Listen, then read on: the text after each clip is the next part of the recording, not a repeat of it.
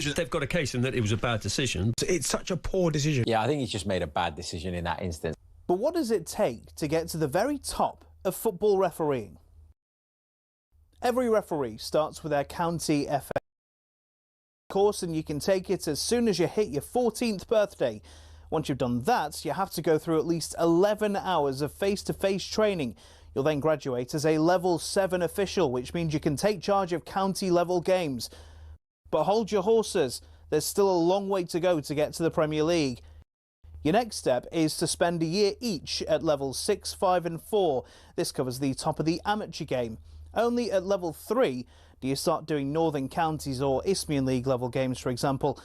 If you've done this all quickly, you can reach level 2 and ref your first National League match after, I don't know, 6 years? After getting enough experience at that level, you can apply to be a referee in the EFL. There's an interview, people watching you do games, and then, if the EFL are happy, you'll be granted a level 1 licence to ref in games in League 2 and above. Now, they don't just say on you go to the Premier League, you have to work your way up through the divisions. Only after years of hard work and refereeing on cold Tuesday nights in Stoke can you be considered to do matches in some of Europe's very best stadiums. Now, who was the youngest to reach the very top? It was actually Michael Oliver. He refed his first Premier League match in 2010 at the tender age of just 25. So if you want to follow in his footsteps, crack on. It'll only take you roughly a decade, thousands of hours of work and an incredibly thick skin.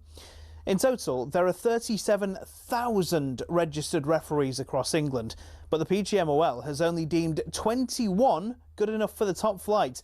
That means there's not even a 1 in 1,000 chance you'll even make it in. Obviously,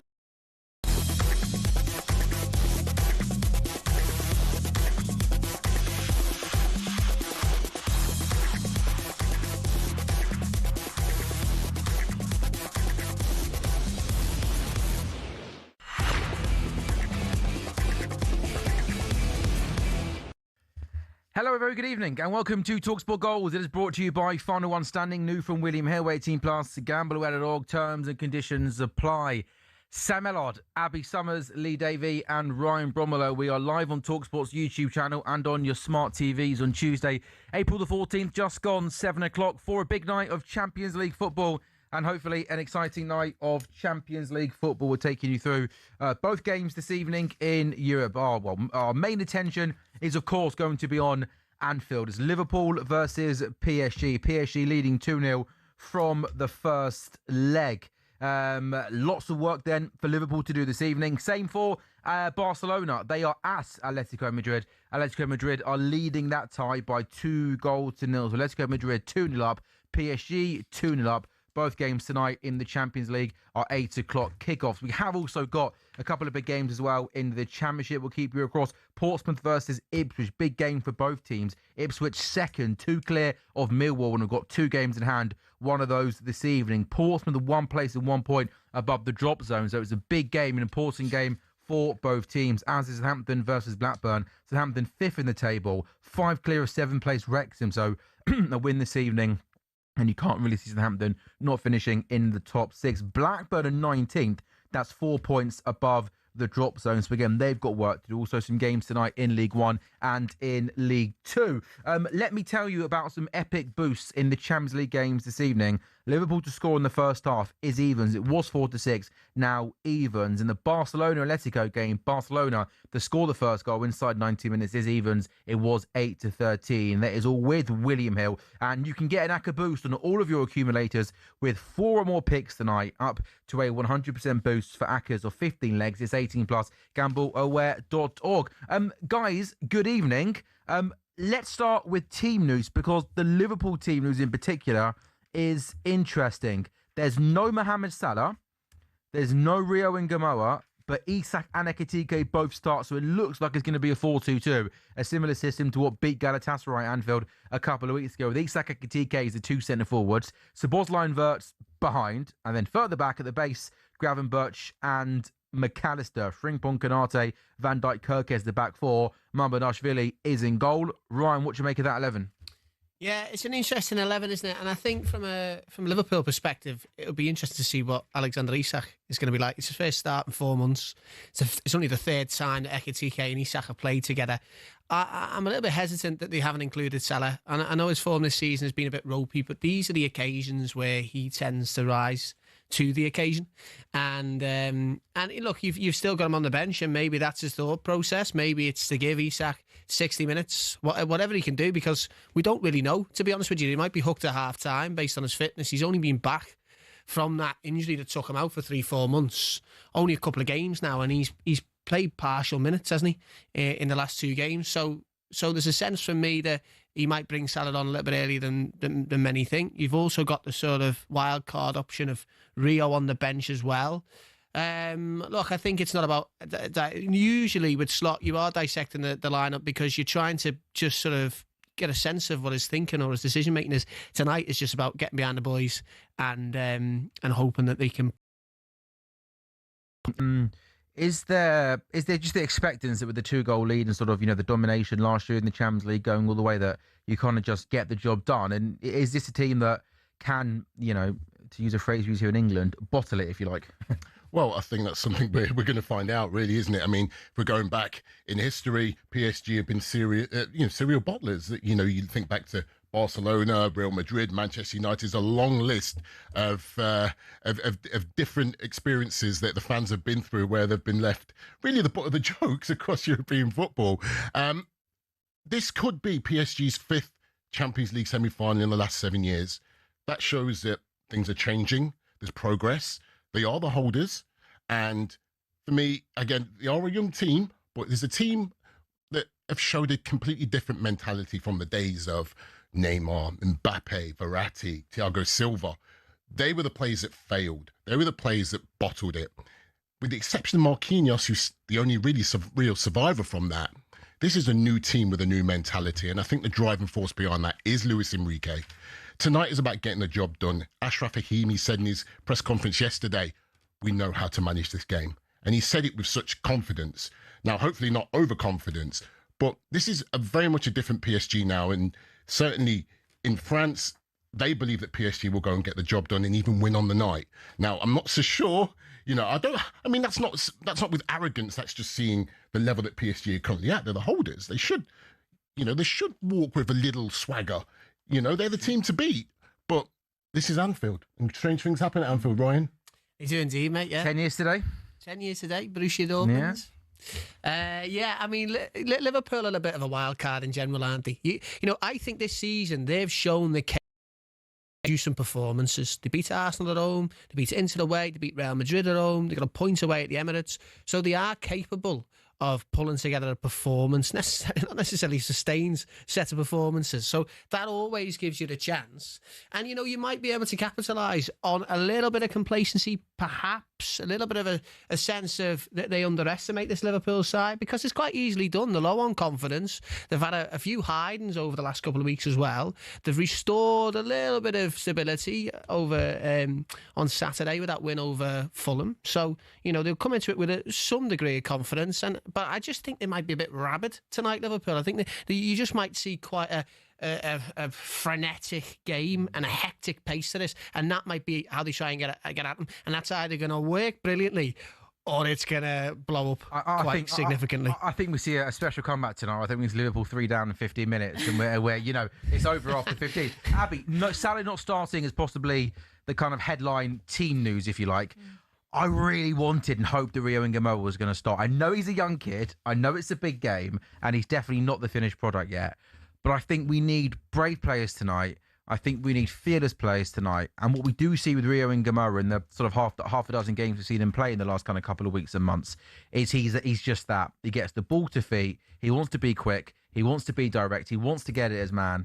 And I thought after playing well on the weekend, scoring on the weekend, I was hoping Arne Slot was going to start him tonight. Yeah, I actually thought both him and Salah would start. Yeah. I mean, let's call it what it is. This could be Salah's last ever appearance for Liverpool in the Champions League. I'm not saying to be a nostalgia merchant and bring him on and start him, but I thought after the performance of the weekend, at home, under the lights, at Anfield, just having 20 minutes in, it might go under the lights, half an hour in maybe. I know, but like I just thought he'd start him, to be honest with you. I know he's been poor all season, but then you have got Isak and Ekiti out front. Isak is now back. You have to start playing your players. £286 million worth of talent in that front three, by the way, when you include Florian Wirtz. You've got to start playing some of these players and trying to actually get a run of form out of them. I know it's not in the league, but at the same time, you've got to play them in these big moments. That's what they've been brought in for.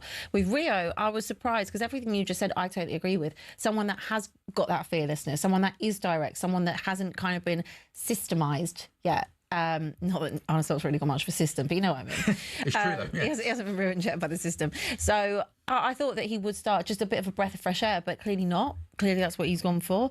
I think 2-0, like before last week, I thought that you'd go there and you'd be out of it in the first leg. And in all honesty, luck was maybe a little bit on your side. That should have been out. That you weren't. But I do think 2-0, coming back to Anfield, like we have seen stranger things happen. Now, PSG, reigning holders. I know that you're a little bit more on the side of being a bit sweating buckets. Yeah, you're it is hot in here, to be fair. I don't think it is happy. I think it's just nervous. I'm hot, but hey, can we Marco? We're going to book it for him. Marco, so can your job tonight be to just make sure you wipe the sweat off Lee's head every 15 minutes, please? Is that okay? Is this actually why you're sweating? Yeah, I think you always sweat, don't you, to be fair? This has just been your atmosphere. This has been your attitude off air. Last half an hour, really, isn't it? Yeah, I spoke to You're Ryan. that stressed, you're sweating? Yeah, I spoke to Ryan beforehand. I said, I'm a little bit nervous. You're speaking to a guy that in 2017 sat in the new camp with a 4-0 lead. Right. I was there. Benzema's hat-trick being 2-0 up in 2022. What are you nervous about? Losing to United's B team in 2019. That's right, isn't it? Coach, yeah. But what are you nervous about with this team, though? Does this team give you any fear? Do you know what I'm more nervous about? The first 20 minutes. PSG have to take control early at Anfield. They have to. They have to take the sting out of the game, right? Because I've seen Liverpool do incredible things on European nights way too often. The issue that I also have is PSG have a wobble in them. Now, you remember this time last year away at Villa Park, there was a 15-minute period after half-time where PSG were absolutely on the ropes. They had Donnarumma to save them that day. This year they've got Matvei Safonov, who's not even close to his level. That worries me.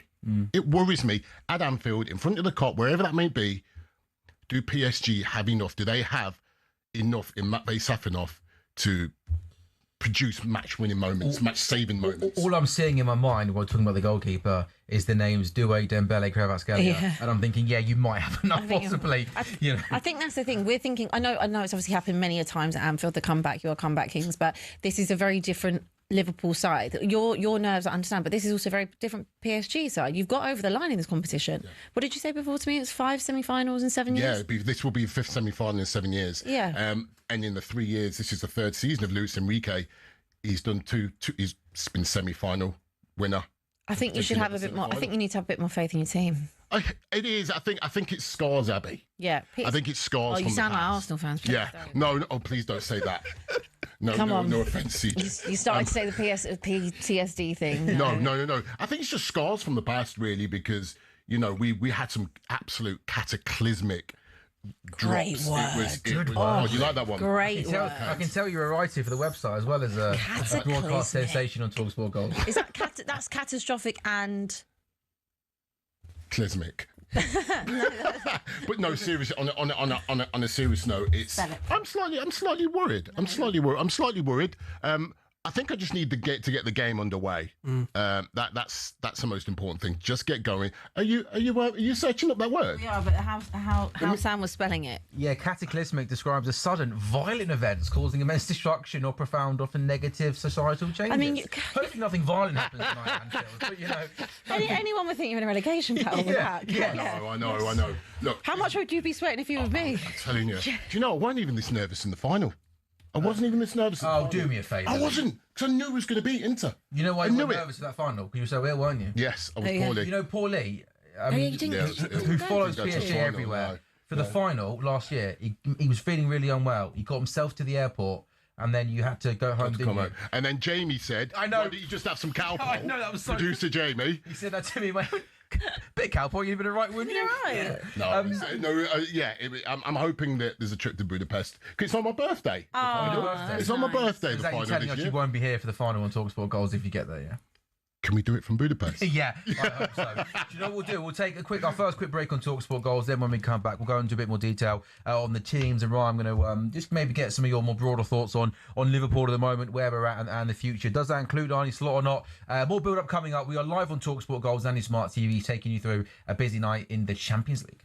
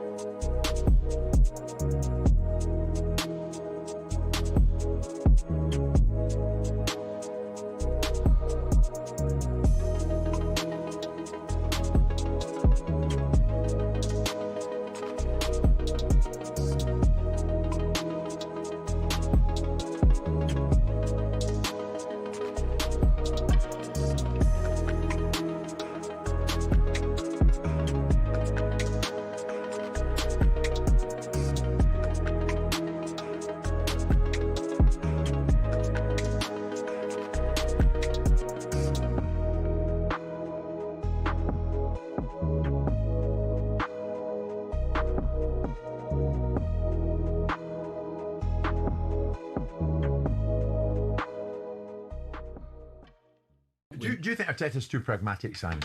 Is this going to be the difference as to who ends up winning it?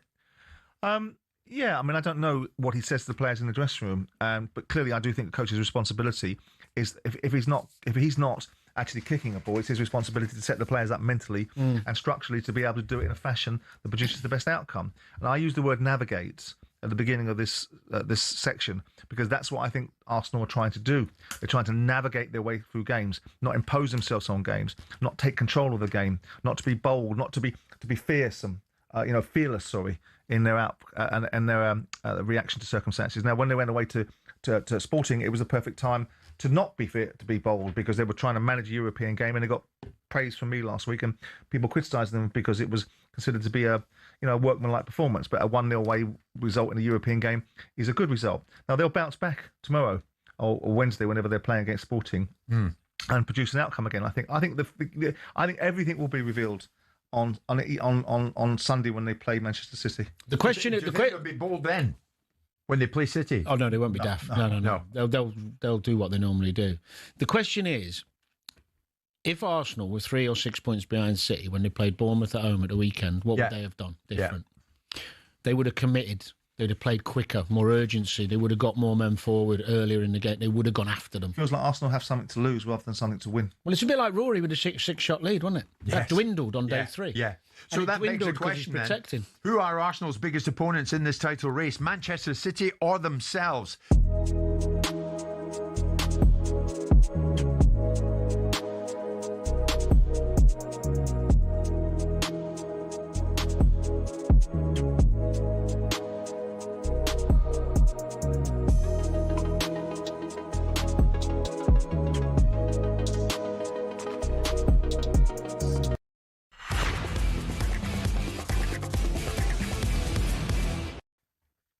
A very good evening and welcome back to talkSPORT Goals. It's brought to you by Final One Standing.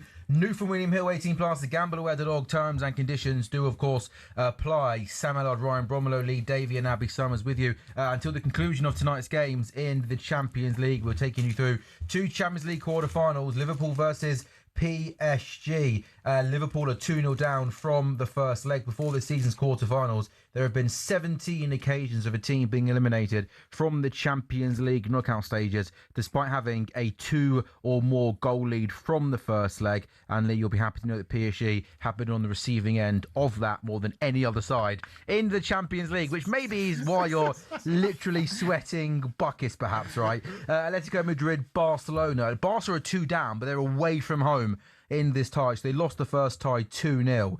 It was the 195th time in this competition's history a team has lost the first leg of a knockout stage tie at home by 2 or more goals. Only 2 of the previous 194 have progressed to the next round, which is quite remarkable, isn't it? You would think off the back of that, if that happens, Barca's name's on it. I mean, it's the sort of start to overturn that. There has to be something more waiting for them in the competition. Yeah. I would fully believe that. And you'll be happy to know, Lee, that PSG were one of those teams, by the way, as well. Yeah. Man United against PSG in that 18-19 campaign, and also Ajax against Benfica all the way back in 68-69. I'm trying to make you feel as uneasy as possible, but I'm just imagining Dembele cutting one in on his left foot after 4 minutes, putting one top bins, then me and Ryan sat there. You're going to have to carry this show, by the way, if we're 2 down after 10 minutes. I was going to say, wait for the first 10 minutes. So I'm going to need a towel. Yeah. Change of clothing. Yeah. Seriously. Yeah, anyway. Well, I'll talk to Ryan for the next couple of minutes. Then, do you want some water? Have you got water? No, I love that you guys are caring for me. It's like you're preparing for the worst for me. I hope so, mate. Can we get Lee some water, please? Right, just sitting there staring. He needs more than water, doesn't he? Literally, he's like perspiring non-stop. He's going to just melt at this point. That would be remarkable, wouldn't it? The first man to melt ever on TV. Ever. talkSPORT goals first, exclusive. That would be a big time exclusive, wouldn't it? No, well, they've not moved for you, both of them. They only moved during the ad break when they want to come and get some sweets and chocolates. Right, we touched on the team, and again, just a reminder for those joining us that Isak starts, Ekiti, Szoboszlai, Wirtz, Gavin Birch, and McAllister. There's no Romero or Salah. And while we're talking about the names, talk to me about the system that he's going to play tonight, because I'm guessing it'll be a 4-2-2-2, which is similar to or the same as what we did against Galatasaray at home when we probably had our best performance of the season. Yeah, it could be that, or it could be a diamond as well, as I've sort of stewed on it. So you could have your 4-4-2, obviously your two of Isak and Ekiti up top, and then you've got the two full-backs in Frimpong and Kerkez keeping the width. So that would work necessarily. And I think, I think there's a recognition on Salah that his legs aren't quite there. You know, if you get him in and around the box, which they did against Galatasaray, you know, and you almost see his extraordinary mentality as well against Galatasaray. First half, he misses a penalty, probably puts in a really poor performance. Second half, he scores and he assists too. He's got that quality to change a game, but you have to get him in and around the box. And I think his slot tonight's gone for a different approach because he knows he's got that in reserve and he doesn't want to necessarily call on that just yet. And he knows that Isak, for instance, isn't going to necessarily get that full 90 minutes. He's certainly not going to make 120 if they get to extra time. There's no chance about that because of his recent fitness issues. We might not make extra time as well, We might not make extra time as well, yeah. We're not quite sure. That's the elephant in the room. So I actually back that team, and as I said, this game is all about just backing the lads because you come into this game with a little bit of subdued energy because you just don't know what to expect from this Liverpool team. And you know, we've just summed it up there. It could either be that they go and take the game to them and they overwhelm them in the first 20 minutes, they're 1-0 up and they're cranking up the atmosphere and you see Anfield on one of its glorious great nights. Or it could be the flip side and you've got fans walking out after 60, 70 because that's not how they show themselves in the Champions League. There's definitely something about Liverpool. Even if they concede the first goal tonight, there is definitely a magic about Liverpool. We saw this against Dortmund. We've seen this in other sort of European sides. Barcelona was the exception because they somehow kept a clean sheet against Barcelona without the firepower of Salah and Firmino that night.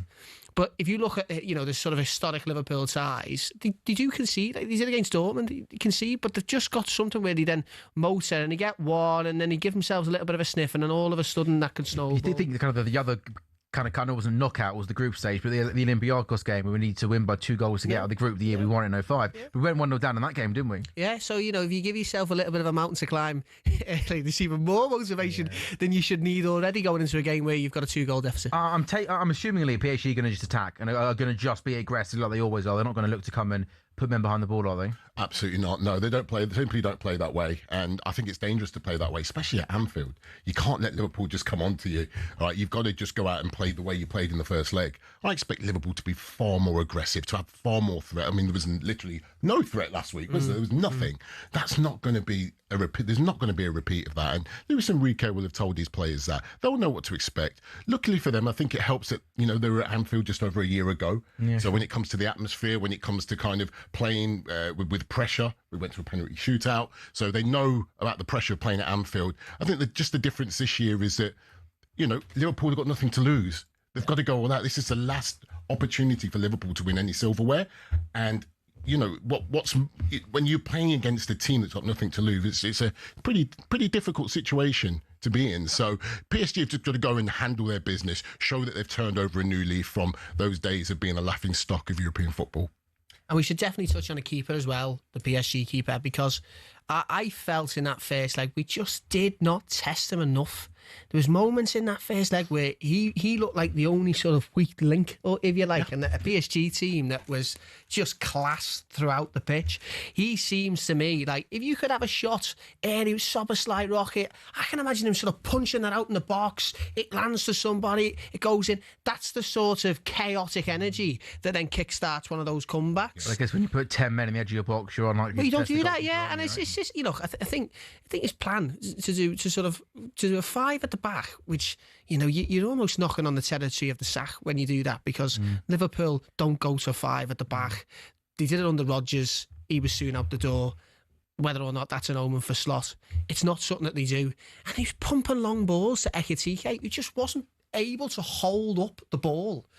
When he did, Liverpool were away. They had space, and that pitch was massive. Like, there was so much space that you could exploit that. That's what, again, was disappointing from a Liverpool perspective. If you look at previous teams gone by, we should always be looking back and be looking forward. If you look at teams gone by, you would have seen them exploit that space far more. Chelsea did that in the first leg when they went there. Exactly. 2-2 after 75 minutes, Abby. I mean, Chelsea were in that game, weren't they, in Paris? It capitulated for them the last 15 minutes, but they went there. They tried to be aggressive. And if they were a little bit more clinical in the final third, that game could have very easily ended up with a different scoreline. Yeah, of course. But I just think Chelsea in the first leg looked good. But again, the way that PSG were as soon as they went back to Stamford Bridge was a completely different story. If you don't take your chances in these big games, then you suffer. Like, we sat here and we watched Arsenal last week. That game, I know they got a lot of plaudits for that. Not to go on to Arsenal because we're still talking about this, but I was just going to say there's such fine margins in these games. They were a minute away from it being a draw, a minute away from having a completely different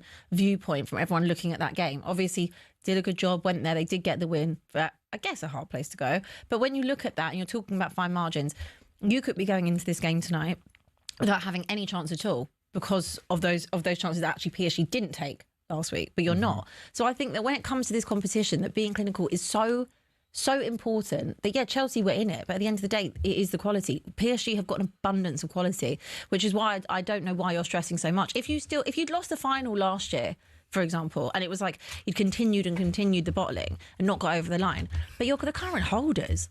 Like, I would have so much more faith in my team, and I get the PTSD thing, but you are stacked with quality in every area of the pitch. I know that you might not have Donnarumma anymore, but apart from that, look at your team. I wouldn't be worried in terms of facing up against his Liverpool side. I know that it's the Anfield factor, but I wouldn't be worried in terms of the form, I guess, going into it. Like, you're far more clinical than Liverpool have been.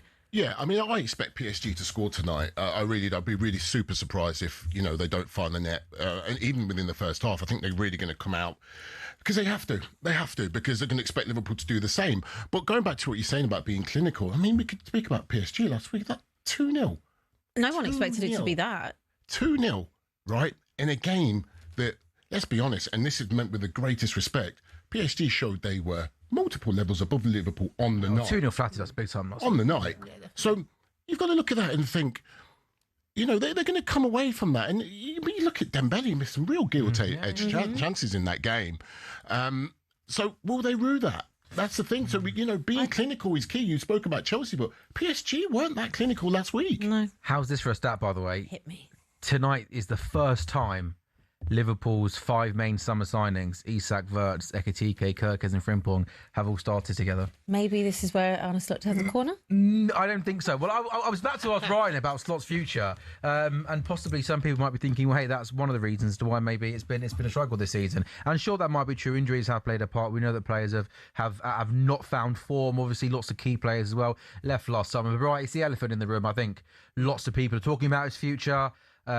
I would guess, I think most fans I speak to would like to see a change in the summer. Where are you at? Well, I think if you just take that PSG game last week, look, there's two sides of looking at it. One, they were incredibly submissive. They allowed PSG to run the rule over them. They set up in a 5, which was always going to restrict them.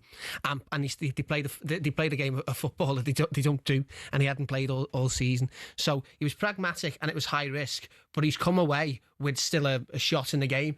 for a side that, let's be honest, it was very low on confidence. They got battered by City, and he attacked City, but they were pulled apart by City in the end. So, you know, it wasn't the worst result in the world, that.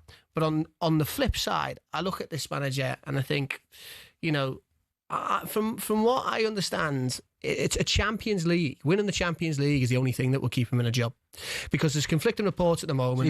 So if that's not the case, that's from what I and we finish top 5, you understand he's going to get sacked? That's what I understand, because there's conflicting reports at the moment. You've got Bild, who've come out in the German media and they're saying Xabi Alonso is waiting in the wings and he is the successor, and Slot's out the door, and there's lots of speculation about him taking the Ajax job in the summer.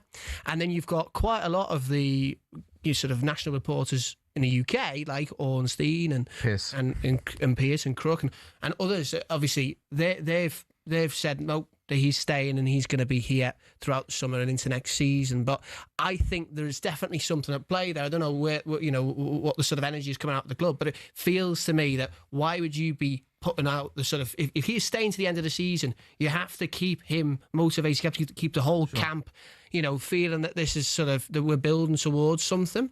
And, you know, Bill were incredibly they're so precise and spot on with the Florian Wirtz transfer. It was Alex Hesse and David Ornstein who broke that exclusive about Wirtz and him agreeing a deal with Liverpool. So I don't think there's no smoke without fire. But in your opinion, Ryan, would you want to see a change? Yeah, definitely. Yeah, definitely. I mean, I think he's lost the fan base. You know, you've seen that with the away support that went away to City and he left after 60, 70 minutes. That can't really happen. And when you start, you know, I felt this year he's not been able to get the most out of the talent that's available to him. Okay. He's made some interesting decisions along the way, and his comments as well haven't endeared himself. So last year actually they were great. You know, I felt he didn't put a foot wrong in his first season. It was almost like, how's he come in? And he's just quelled all of the atmosphere. He's not, you know, he's not bothered about the influence of Klopp. He's come in, he's been his own man, he's got the job done, he's been quite clinical in the way he did that. This year, it's when he's faced adversity and things have come against him, you hear so many different reasons for why this side aren't up for where we're at. And I think they're just such negative messages. You're speaking to Eddie Howe after the Newcastle game on Sunday, and he said his side lacked maturity and we're really vulnerable when we take the lead. I mean, why would you put that message out to the press and ether? They're just going to jump all over it. So it's the same with Liverpool. You know, comments about, we were in survival mode in PSG, you know, Van Dijk saying that we gave up against City. That's not the messaging that you want to be putting out in at the head of a game where Liverpool are going to have to play the best. You know, it's going to be after the best game of the season to beat PSG, and even then, it's probably going to, you know, might fall your way. You know? Yeah, speaking of Slot, I found him unusually complimentary of PSG for the last 12 months. He refers to that game. He made that comment last season about every team aspires to play like PSG. Yeah, and then he goes to PSG and plays like, you know, Stoke City's Tony Pulis. You know, it was bizarre. It's really strange, isn't it? That. We are going to take a break on talkSPORT Goals. Where's my clock? We are 20, but not my clock, is it? It's a clock that's in the studio, which I guess is your clock as well. If you want to, I don't mind. It can be your clock. It's my clock. Do you want to give us a time check? I don't know. I'm doing time checks like I'm out in Brazil on the breakfast show. The time is 7:33 p.m. and 27. I'm not sure you do the seconds, but that does mean that we are 27 minutes away from kickoff, live on talkSPORT Goals.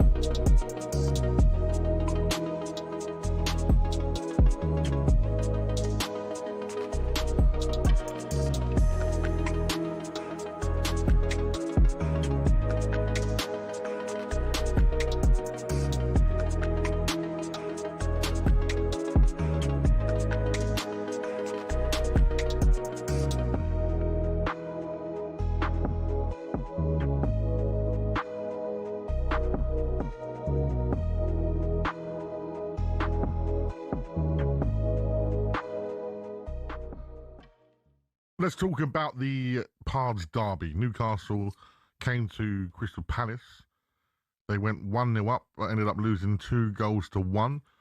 Mateta, who's had a good week for Palace, even though he wanted to leave at one point. He's happy to be there now, still kicking the corner flag, doing his thing for Palace, but... Yeah, he's got this dream of, and he's got this goal to play for France. I mean, when you look, Cherky's French, and Matt, all the great players they got. I mean, it does look a long shot for him. But if you give him a chance, and he's timed it well, Glasner, he's put him in that European game. They've not been playing well, and he's come to the fore. And they wouldn't have won these two games without him. He's not just the way he plays, it's his personality. I think he's an infectious kind of personality. Is he better than Dom Solanke? No, I don't think so. But I think in terms of a presence and a personality in the dressing room, that might make up for a lot of his technical faults, if you know what I mean. But, you can't... He has definitely got minerals. Delivers as well. You can see when he takes penalties and stuff, he's out... I don't like to say he's having himself, but he is. And I like that. You need players who've got that about them. And great result for them. Newcastle take the lead, lose. And, one of the things about being manager in Newcastle is that result and that fact that they've turned over a lead again will be absolutely scrutinised to the finest detail and the local radio, local press up there, and nowhere for Eddie to go.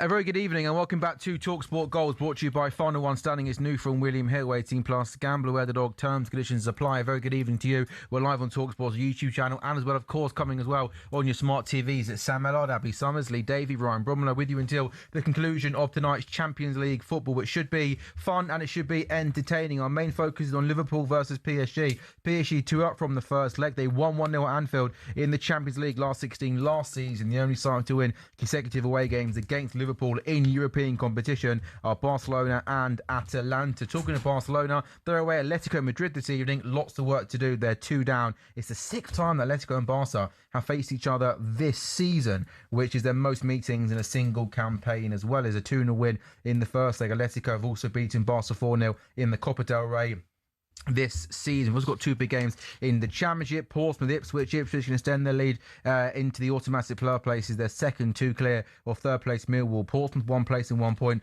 above the drops. Then also Southampton versus Blackburn, having stormed in the playoff places with 11 wins and 3 draws in the league since their last defeat in mid-January. Also got to the FA Cup semi. Southampton looking to extend their 17-match unbeaten run overall when they host Blackburn this evening. A win would take Saints above Middlesbrough into 4th in the Championship on goal difference. We will, for the next 5 minutes, or maybe 7 to be more specific, take a pause on tonight's Champions League football because, Abby, you're always in good form, I have to say, but I knew you had a good performance on Sunday because when I came into the office on Monday, almost every person I bumped into went, God, good show yesterday. Wasn't Abby in good form yesterday? Good work, everyone. Good numbers. It was, I appreciate it came at your team's expense because you got turned over, but we have learned in the last the last day really, the Tottenham captain, Romero, is to miss the rest of the season after suffering a knee injury. He came off in tears in Sunday's defeat at Sunderland following a collision with Spurs goalkeeper Kinski.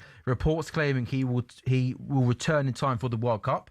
There are some reports of that. Some reports can say otherwise. But what I think we know, Abby, is he's not going to play again for Spurs this season. How do you feel? Fine about it, in all honesty. I think as a club captain, I think that he's been pretty appalling. Elaborate on that, please. You miss 7 games through suspension. Injury, you can't help. My personal favourite was calling out the board, which you know me. But does that show he cares and is passionate about the football club, Abby? Well, he called out the board and then got himself sent off. So if you're going to call out the board, I remember we actually did that game. It was the United game. Wasn't it? I was actually fine with him calling out the board in terms of setting the standard and saying what he felt is right for the football club. I'm the first one to call out the board, so I was absolutely on board with that. But what I wasn't okay with, then you go and get sent off for the second time this season and miss another 4 games. The tears the other day, I think most people's initial reaction, mine was as well, that it probably was more about, oh, I'm going to miss the World Cup for Argentina, rather than, oh, I'm leaving Spurs in this dire situation. But I think most players in that situation, with the World Cup a couple of months away, would be emotional about a World Cup on the horizon. Okay, that's not just him. But I don't care. I don't care about that. In all honesty, I don't care about that. You're my club captain. You've missed, as I said, 7 games through suspension alone, and I don't really care what you do for Argentina. It's not my problem. Sure. My club is teetering, your club as well, because you're the captain of this club, is teetering on the edge of relegation and most likely will go down. What happens in the summer and what happens in the World Cup, that shouldn't even be your focus right now. This football club is about to get relegated, and you are the captain that is going to be taking this football club down. So with respect, no offence to Argentina, I don't care. And he shouldn't care right now. But that's always been a thing with Romero that lots of people have questioned. I've questioned it as well, that his performances for Argentina and the love and discipline that he puts in for them is not ever really been matched for Tottenham Hotspur. I think he's been an awful, awful club captain. I really, really do. Even, like I said the other day, showing up late. You want to talk about setting the standard. What did you show up late to? Training. What training? Yeah. Okay, yeah. Set the standard. Yeah. Like if you're in charge, you're meant to be part of, the head of this team, the one that people look at. You're meant to be the captain. Then start with the example. If you can't even show up on time, then what are you setting throughout that? It was kind of like Thomas Frank, I think, was a bit scared, like, to confront him or to confront the players. And like when we spoke the other day about Mickey van der Ven and Jed Spence walking off all those months ago, and he kind of like covered it up. I'm not here necessarily defending Thomas Frank as our manager, because everyone knows how I felt about that appointment. But there was just things that, like, you're meant to be a team. And I had said I felt that when Heung-min Son was there, that maybe he was a little bit of a weaker captain. A different type of captain. Same as like Hugo Lloris. I know obviously he's won a World Cup as well, but like just a different approach. Like, don't know what they were like in the dressing room. I wasn't there, but just a different approach, different temperament, different character. And I just kind of felt that Romero probably was maybe the natural choice to be a captain. You know, I think he probably was the next natural step. Was he captain last season, or was he was part of the leadership group? The leadership group, which was, I think, him. Madison, Vicario, Son. Now, Vicario, we know our feelings about that. Yeah. When it comes to Madison, obviously, I think that Madison is probably a good leader, but obviously Madison can't lead on the pitch because he's essentially been injured back-to-back seasons. Abby, we're Spurs fans and Romero. I get the impression, correct me if I'm wrong, but there's some Spurs fans that are like, oh my God, we've got this World Cup Argentinian defender. I love him. He's so good. Yeah. Whereas then some fans are the opposite. I've just seen this tweet from, they call Pro Tottenham on Twitter. So many of you, for some strange reason, adore him and bow down to him, kissing his feet. He's not committed to the club, and he will be, just like Van der Ven, one of the first players to hand in a transfer request. He's been captain of us for 1 season, a camp that is meant to inspire and drive the team forward. He's done none of that. He's one of the most uninspiring individuals I've ever seen put on a Tottenham shirt. He is never a leader, never a captain. I think they're spot on. Nailed that, yeah. I think they're spot on. Like, there is a big portion of the fan base that just, I think it's because he like goes in for the challenges and he's feisty and he's fiery and he's got that element to him. But that doesn't make you a good captain. That you are rash. Your decision making ain't all there. And then you've cost us so many games this season, individual errors, plus you've missed 7 games. That isn't a captain. A captain is there to actually keep a cool, calm head. And I actually did defend him at times this season when people were like, oh, he is, he does get sent off all the time. And actually at the time, he hadn't been sent off, I think it was about 1.5 years he actually hadn't been sent off for. He still does the odd thing in a game, or like he's always on the edge. And that is, I think, what people do like. And it's great to have players like that if you've got the discipline. And one thing about a De Zerbi system is you must be disciplined. Did I think that maybe he would be able to go the rest of the season having that discipline? Probably not. And the individual errors alone are just not okay. That is not a captain. Tottenham are literally going to be in the Championship, boys. In the Championship. Yeah, we feel it.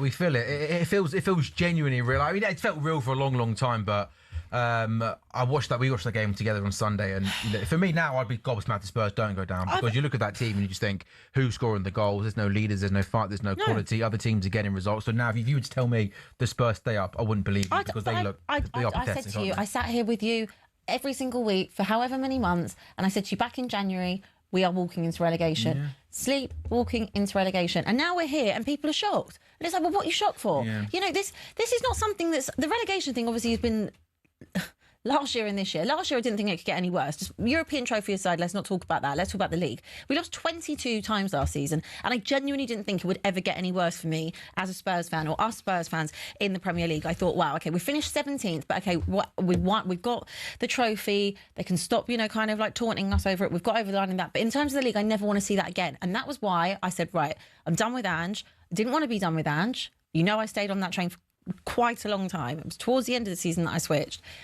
I was like, you can't accept finishing 17th and losing 22 times, regardless of the European trophy. Never in my wildest dreams did I think that I'd be sitting here almost a year later having the same conversation, but talking about my team getting relegated. This is Tottenham Hotspur. Now, this is not on Thomas Frank. It's not on Igor Tudor. It's not on De Zerbi. It's not on any of those managers. It's not on any manager that has come in over the last 7 years. You can take it all the way back to Pochettino and then watch the decisions that have been made by that board since they sacked Pochettino. And I promise you now, if you looked at any video I have said in the last 7 years when it comes to the board, if you had a look at what I was saying from that day all the way through to present, you would be able to see so clearly why Tottenham are in this situation. Of course, it's on the players as well. They're the ones that go out there and kick the ball. Of course, it's on the recruitment and poor recruitment. Of course, it's on spending all your money actually sacking managers rather than investing in the team. Of course, it's on having your wage cap and not being able to compete, but telling everyone that you're a top 6 side. But every single decision over the last 7 years comes back to the sacking of him. And that's not me saying, I'm not trying to be like, oh, we need to get Poch back. I'm actually over it. And he's not going to come to us in Championship. Anyway, we've got a new manager. Ship has sailed. Whatever, that's done. But the decisions that have been made by ENIC, Daniel Levy, those two disgraces in Johan Lange and Vinay Venkatesham sitting there, horrendous. ENIC, all of them as a collective, if you were to have a look of a timeline over the last 7 years, you will see how Tottenham Hotspur have ended up at this point. Because on paper, you look at that squad and you say there is no way that team is a relegation side. But we're here. It feels like your comments on Romero, though, could apply to anyone in that Tottenham season. It could, but they're not the captain. No, not at all. But what I was going to say to you is, if you were to look at this, any optimism at all, who are the players, Abs, that you look to in that Spurs team that you think will drag you out of it? I don't. There's no one. No one at all. I don't look at anybody in that and think that they have got that dog in them. I think Richarlison, with the best will in the world, has it, but there's not enough quality there. I think he tries. I like him because he tries, but he hasn't got the quality. I look at Solanke, he's a decent enough player, but all season long, and we spoke about the Xavi Simons thing the other day. Xavi Simons has been our only 10 at the football club all season. We've had no Maddison, no Kulusevski that can play there, right? Now we're on our third manager, and he brings on Xavi Simons at 84 minutes. So in terms of being able to create, the one player that has done it in Europe but can't do it in the Premier League, even De Zerbi's not fancying him. So who arguably I think would be able to get the best out of him. And maybe in the next 6 games, please God, if you can hear me, something will click and we'll stay up. There'll be a miracle. Please God. But you have a look at the quality. You have a look at the mentality of the team. You have a look at the players' individual ability. Now, they're not bad players. We know they're not. They're probably about average, most of them. Probably somewhere around mid-table. But for the past 2 seasons, they've finished 17th. So should I now be thinking, actually, well, these players are worth where they are on the table. They actually are 17th. But why do none of us see that? Is it because they're at Tottenham? Yeah, possibly maybe because they're at one of the big 6 clubs. You don't believe they're going to go down. But if you're at a big 6 club, Tottenham are by a big 6 club because of what was built over the last 25 years in terms of where we came in from. And I will always say in terms of what ENIC did to take Tottenham from where they picked us up from to here, make us be competitive in terms of facilities, etc. Great job, great business side, but the football side has been disgusting. It's Brighton on Saturday, isn't it, at 5:30. The games keep on coming and they keep on coming. By the way, just to change the mood a little bit, did you guys see the red card in the Man United Leeds? Yes. Game last night? The Martinez, what are we going to call it, Abby? Are we going to call it the tug of the... Yeah. Well, it's not a yank. No. And I wouldn't say I wouldn't even say it's a tug. Right. I'd say it's a light pull. A light pull. I've watched it back 100 times, and I guess the rules are the rules, but I'm just not entirely... by the way, you talk about how Romero got that injury, by the way.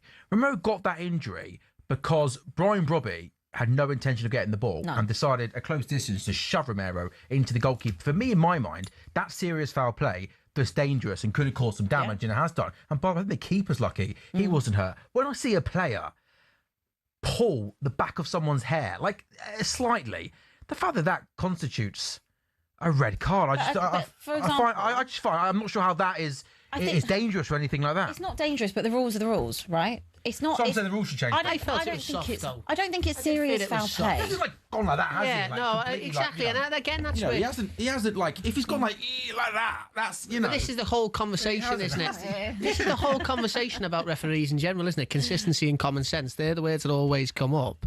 And I think you just need to apply common sense a little bit there. To be honest with you, I think he's off balance. He's got a forearm being shoved in his direction. He's sort of trying to, grasp onto what he can.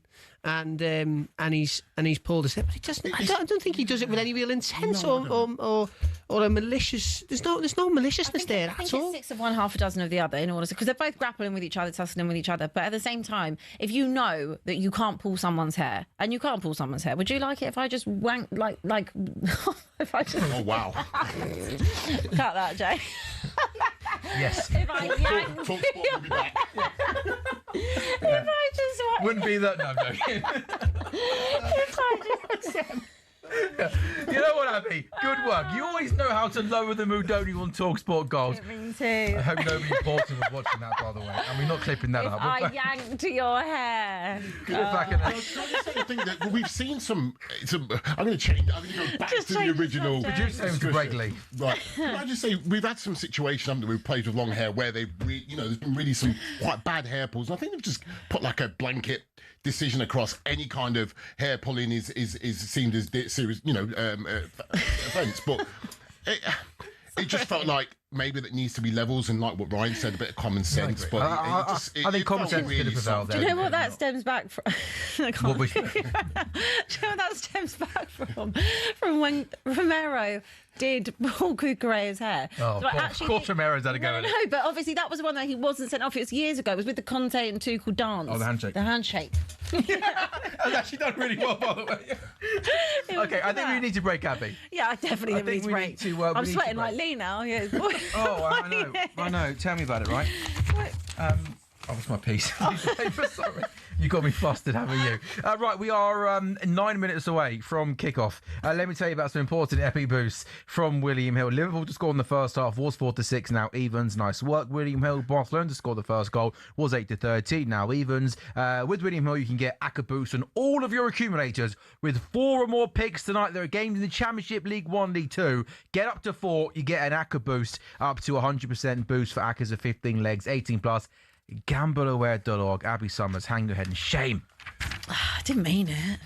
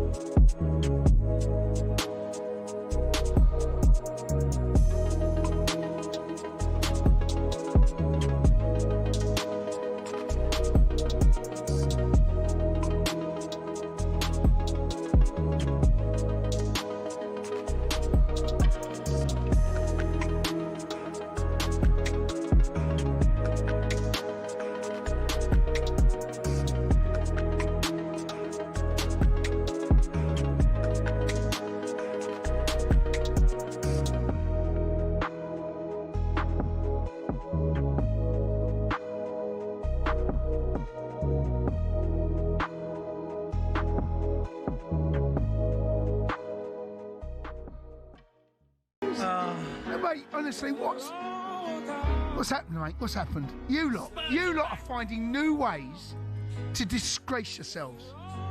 Somehow, in the last 2 years, every week you find another way to embarrass yourselves and disgrace yourselves, and you've done it again. I mean, I don't know how you do it, mate. You lot, you are some team. Every week it's the same thing, yet it gets worse. It's worse and worse and worse and worse. I don't know what you want to say, mate. What do you want from me? What do you want from me? I want to see you lot try and pull yourself away from the Championship. Know what you're doing? You know what you're doing? You want to go there. Here's what I'm saying now. What do you mean? It's at the end of the night, right? You know, the end of the night when everyone's gone out and loads of beers. Terrible analogy. At the end of the night, You say to your mates, I'm not having a kebab on the way home. Right? That's what you say, right? I don't want a kebab. Right? I don't want to disgrace myself. Mate, you want kebab. You are that kebab team. Yeah. Every single week. It's not because no, it's not because no one wants to wake up stinking a kebab, and you lot stink a kebab. Yeah. You stink a kebab. Fingers next morning. You know that smell? That's what you do. You got stinky fingers next morning. Yeah. stink kebab fingers. Honestly, mate, I just can't deal with you with this mask and this hat and this. Oh, you're killing me.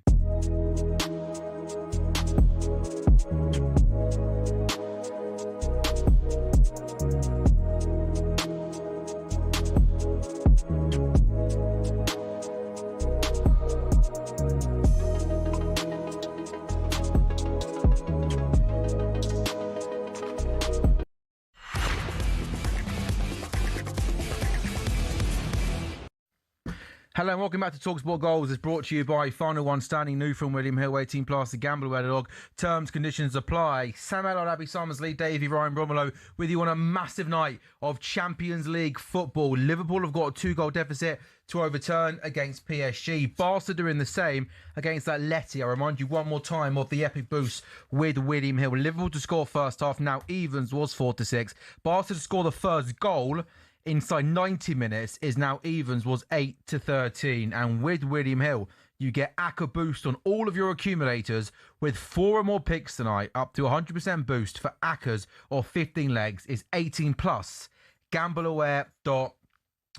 So again, Liverpool 2 down before this season's quarterfinals. 17 occasions of a team being eliminated from the Champions League knockout stages, despite having a 2 or more goal lead from the first leg. PSG have been on the receiving end of that more times than any other on 3. Atleti, Barca, since the start of last season, half of Atletico Madrid's defeats at home have been against Hansi Flick's Barcelona. That's 3 out of 6. You're the only visiting side to win there more than once in this period. Atletico Madrid, though, have won 5 of their 6 Champions League home games this season. They are 2-0 up against Barcelona. A couple of big games tonight in the Championship. They kicked off at 7:45. No, they don't. They kick off at 8 o'clock. Portsmouth Ipswich, big game at top and bottom. And Southampton versus Blackburn. Also, there are 5 games in League 1 and 4 games in League 2.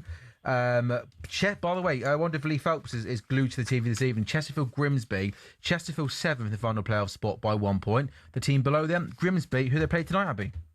Who they're playing tonight? Chesterfield Grimsby. Did you say who they're playing tonight? I'm telling you, Chesterfield Grimsby. I thought you were saying who are they playing Grimsby are outside of the playoffs by 1 place and 1 place and 1 point, and the team above them, they play tonight. Wow, that's big. Can I watch it? Yeah. Can I have it on there? Yeah. We'll try and get you that. Also, one big game in League 1, Wigan versus Rotherham. Yep. Rotherham will become the first team to be relegated from League 1 if they are beaten away at Wigan this evening. So good luck to them. But Ryan Bromelo, Liverpool, PSG. Is it just me? There should be more flags and more banners in the cup. It looked a bit sparse there, right, from what it normally is, mate. Or is that just me? It is, but that's obviously down to the protests. That's Liverpool supporters. Were they protesting before the game? Yeah, no, they were just protesting against the ownership. What they decided to do is take the flags out of the cup. Oh, is that why? Specifically because that's about the ticket prices being right. Yeah, so you can see a few there, but the sort of, you would ordinarily see a mosaic, wouldn't you? Yeah. Sort of across the cop. And I said it to, Lee there about PSG's tifo before the Liverpool game and the incredible Hulk image of crushing the Liverpool badge, so it's a shame that they can't respond in kind and just build it up to another to another notch. And obviously it's an emotional night as well with the links to the anniversary of Hillsborough, so that's always a difficult way to start a game, that when you've got a little bit of tension going on off the field, and then you've obviously got, I think there will be a moment to reflect on Hillsborough before this game kicks off, before we go into that sort of rapturous, hectic. Yeah, no, well said. Also, I saw the PSG players last night outside Anfield paying their respects as well, Lee, which is obviously a nice touch, isn't it? Yeah, it is. And there was, it was nice yesterday. I think there was the 4 Portuguese players in PSG squad, and Luis Campos, sporting director, paid tribute to obviously their compatriot Diogo Jota. It was a really nice kind of communion between the players in front of Anfield. And then Yeah, and obviously paying tribute to Hillsborough. And today the Ultras laid a wreath. That's a lovely collective Ultras Paris with a nice wreath there for the obviously the victims of the Hillsborough disaster. So a nice show of respect. Yeah, no, well said, Lee. Arnie Slot has announced in his pre-match interview with TV that Alexander Isak is only going to play for 45 minutes tonight. Oh wow! Oh, I mean, why would you tell people that beforehand anyway? Well, it's like someone said, you could turn on to Arnie and go, okay, Arnie, what's your team line up next week? What's your approach? And if this happens, what would you do? And if that happens, what would you do? And you go, yeah, well, by the way, someone is leaking the Liverpool team. That's happened the last couple of months now. The team is leaked on the day of every single game. It's not Garnacho. Yeah, well, it's always Garnacho somewhere. We can't blame Garnacho for this one, can we, by the way? Or maybe it is Garnacho somehow, I don't know. No, it probably isn't him. Abby, how do you feel? So you obviously, we know you love your Tottenham. We know you're excellent on your hate watching of the Arsenal. Like tonight, as a Spurs fan, would you like to see the English team, Liverpool, overturn it and go through, or are you not really bothered? I'm not really bothered, to be honest with you. Like, if you do, nice. If you don't, I'm not losing any sleep over it. You want to sleep over it, no? But they've got to the show, Abs. Yeah, I know. Yeah, I'm not on board with this whole, let's all support the English teams. Like, I don't, it doesn't really bother me. Like, Liverpool, if you won the Champions League, it wouldn't bother me. If you didn't win the Champions League, it wouldn't bother me. Like in 2019 when we did. Wow, okay. No, that wasn't a dig. I mean, it was great that you got there, was it not? Found your corner tonight, Abs, haven't you? Found you what tonight? Well, if I wasn't before, now I'm a PSG Paris. fan. There you go. Layla Blue. Layla Blue. Do you want to give us a song, Lee? Oh yeah. Tous ensemble on chantera cet amour qu'on a pour toi qui ne cessera jamais après tant d'années des galères des combats pour toi PSG on va se casser la voix. That was great. Oh, wow. I thought that was great. No, well said. I've done that well. Very good. That was good. Good man. Good spirit as well. Right, over to you. No, don't be daft. Don't Don't fancy it? Right, no. Would you like to see English teams win it? If Liverpool got knocked out? Depends what English team. There you go. Look at that. Nice. Yeah. Nice. If it was Spurs? If you were in a Champions League final... Would you want it for me? Yeah, I would do. What if it was Arsenal? I don't hate Arsenal, being honest with you. But I wouldn't want to see United or Chelsea. So we are just moments away then from kickoff at Anfield. Again, Liverpool with a 2-goal deficit to turn around. England, by the way, in their game in the World Cup qualifier, are leading Spain by a goal to nil. Lee, by the way, I know obviously you're a French football expert, love PSG, but you're also across all the other top European leagues. Atleti Barca, yes. In my possibly naive mind, I just thought Barca were going to not maybe walk through Atletico, but certainly get through. What did you make of last week, and can Barca turn it around? Well, Barca can absolutely turn it round because they nearly did so in the Spanish Cup this year. Atletico Madrid took a 4-0 win in the first leg, went to the Nou Camp. Barcelona pulled it back to 3-0. There is a wobble in Atletico Madrid. It'll be an interesting one. We'll see what happens, but Atletico are fully rested. They rested 10 of their starting 11 at the weekend when they played Sevilla. Barcelona went all out in the Barcelona derby against Espanyol. We'll see what's in this. This is at the Metropolitano, so Barcelona won there a couple of weeks ago. They'll feel they can do the same. This is going to be a really interesting one for me. I think this could go either way. I am slightly leaning towards Atleti though. Are you? Yeah. You think Atletico beat Arsenal in the semi-final? I do. Why? I do because I think that Atletico will be the one team that will absolutely frustrate the hell out of Arsenal and do what Arsenal have done to everybody else. Do you read anything into the fact that they played them obviously in the group stage and they comprehensively beat them as well in the group stage? Do you read any into that, because they had that with Bayern as well? No, I don't because they had that with Bayern, and I don't because I think that group stage clashes and when you get to the business end of the season, they're completely different. Totally PSG have showed that they are completely different games. PSG lost to Bayern, and if PSG get through tonight, I expect that game to be totally different in the semi-final. Completely different games, completely different ends of the season. Arsenal started this season like a house on fire. They're wobbling. Well, also, if you look back to last season, they beat you in the early stages of the Champions League. Yeah. And then obviously revisit that towards the back end. Yeah. Had nothing about them. Nothing. So but they went into that game with that wonderful tifo, if you can remember. Oh, what, the shower curtain? Yeah, the shower curtain. Yeah, it's a good start. We're underway at Anfield, by the way. Liverpool only 45 seconds in, but just immediately there, Ryan, the first 45 seconds, Liverpool moving the ball quickly and managing to pass through the midfield. Yeah, a lot of intensity. Look, that was the key part. Oh, there we go, Lee. Right on cue. Deficit halved. Wow. Yamal. It is Lamine Yamal. In the Barcelona game. In the Barcelona game. Yeah. Not the Liverpool game. We probably would have heard more from myself and Ryan if that had happened. Wow, Barcelona in front in the fourth minute. Lamine Yamal has put Barcelona in front. They beat Atletico Madrid in Madrid at that stadium just 2 weeks ago in La Liga. This is really going to send the jitters through Atletico Madrid, who have got a wobble in them. They're known for collapsing. Oh no, fine. PSG have half a chance, but Liverpool managed to clear. Especially the manner of the way they give the goal away as well. It's full of nerves. It's very un-Atleti like that. You know, they give the ball away deep inside their own territory. It's played through to Lamal on a plate, and if he misses that, I tell you what, it's a straightforward finish for a player of Yamal's quality. That. And what a start. I mean, that's what we need. We need something of that ilk. And by the way, after 3 minutes, there's your epic boosting from William Hill already, who said Barcelona scored the first goal inside 90 minutes. It was evens. It went to evens after being at 8-13 first.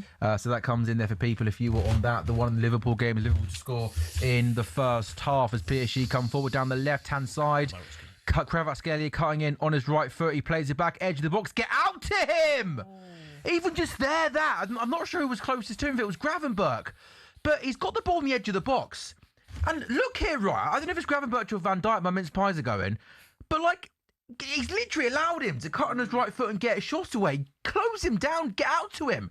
It's so lackadaisical. Yeah, it's a team, look, that is hesitant with its decision-making at times, you know, and that's what you see with confidence. You have to build that confidence and belief. That's why they need to ride this storm. You know, they tried to do it against PSG away. They were unfortunate with the goal they conceded. You know, they could have got out to the man. You know, there's a couple of players there that couldn't do better, don't get me wrong, but, you know, the way that it goes in, the way it flicks off the knee of Gravenberch and over Mamardashvili in the first leg, you know, they'll be hoping to avoid anything of that nature, and they're going to have to ride a few spells in this game.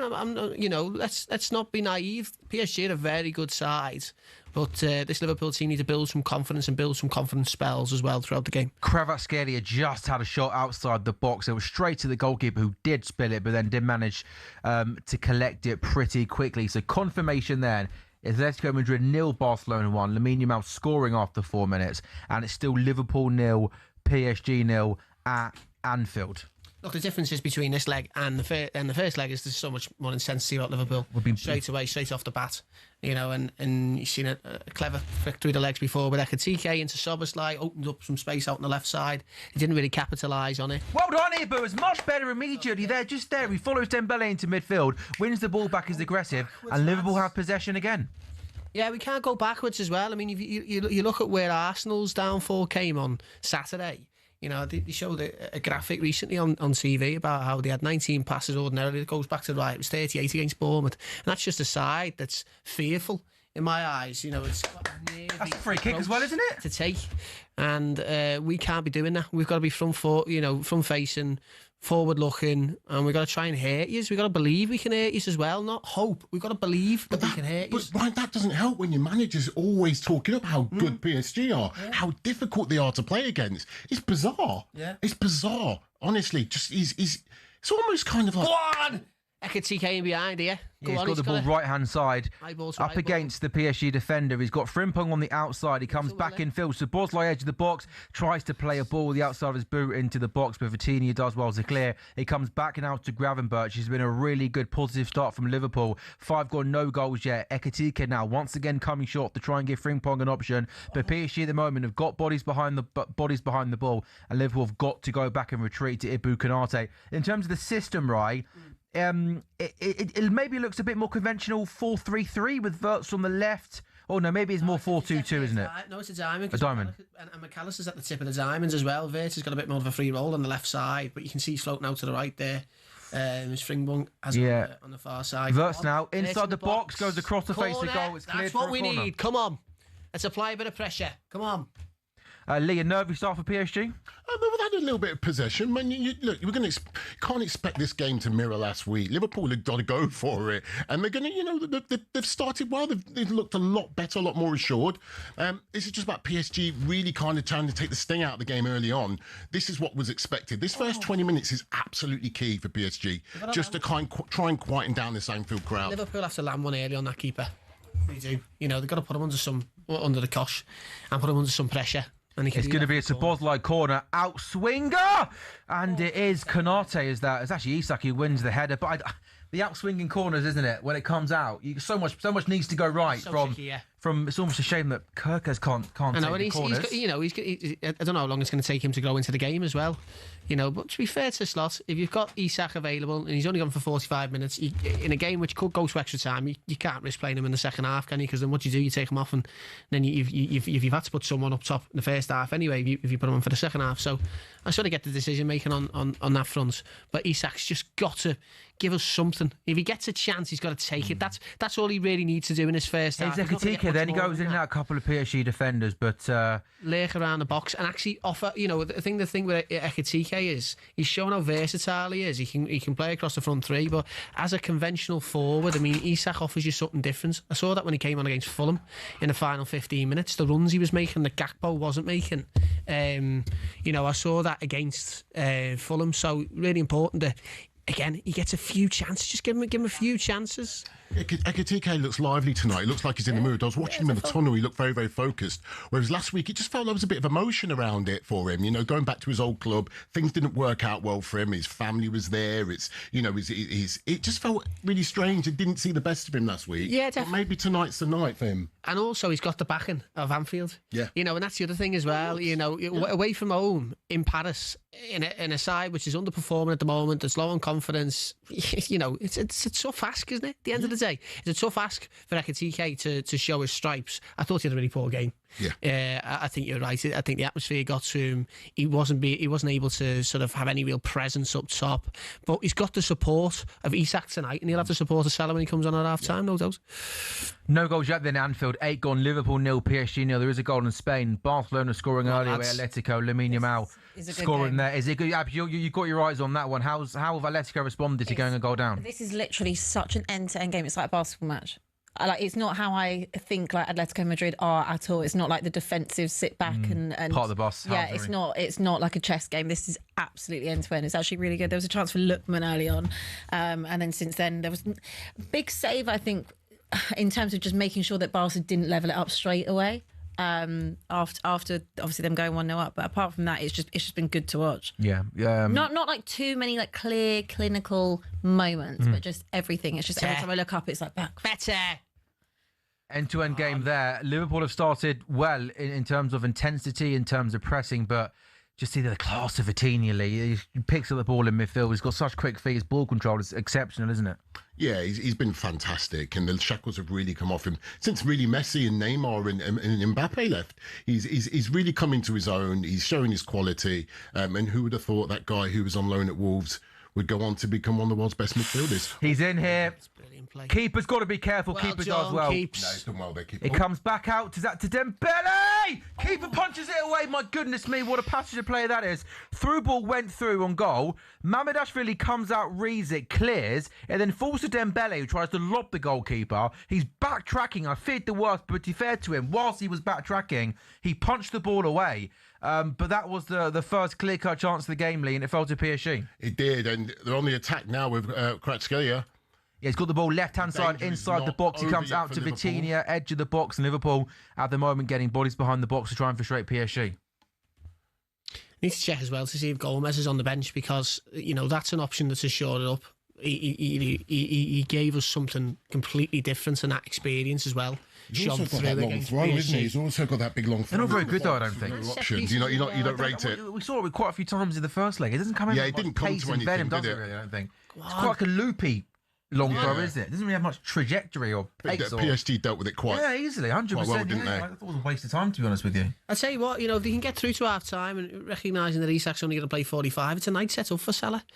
Salah will absolutely be sitting there on the bench thinking that he can come on and affect this game. He's that type of player. Yes, he is. He is. Big game player.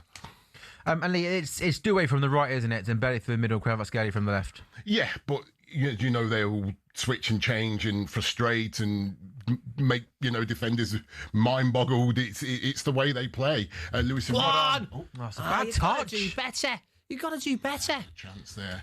But again, that's what you see. We didn't see that in the first leg. Them snapping into opportunities and lying in wait and trying to. You know what, right? We might draw this game or even win it by a goal. We'll end up coming out thinking, why on earth did we not take the game to them in Paris? Just sit him. Honestly, the joke was we put 11 behind the ball in Paris, and we didn't even look better. I don't think from a defensive point of view. I thought it was only 2 because of PSG's poor finishing, as opposed to a tactically, 100%. Astute, well organised Liverpool defensive organisation. Yeah. Sam, I totally agree with you in the sense of it was a high risk strategy, and the scoreline is far from ideal because you don't want to be 2-0 down against a PSG side. But the thing I would say on that, you can't divorce yourself from reality. 3 days before or 4 days before, they lost 4-0 away to Manchester City. Fair. Nobody gave them a cat and L's chance. They thought they were going to get absolutely battered away in Paris, and they did on the ball. But PSG give Liverpool a little bit of a glimpse and a little light. So I know, right? I just thought we saw that Chelsea game that PSG, you can get at them, you can get in behind them, and we put 11 behind the ball, offered no attacking threat, and yet still didn't look defensively assured. It's just all about confidence. They're not going to flick it on like a switch. Unfortunately, they need something more now.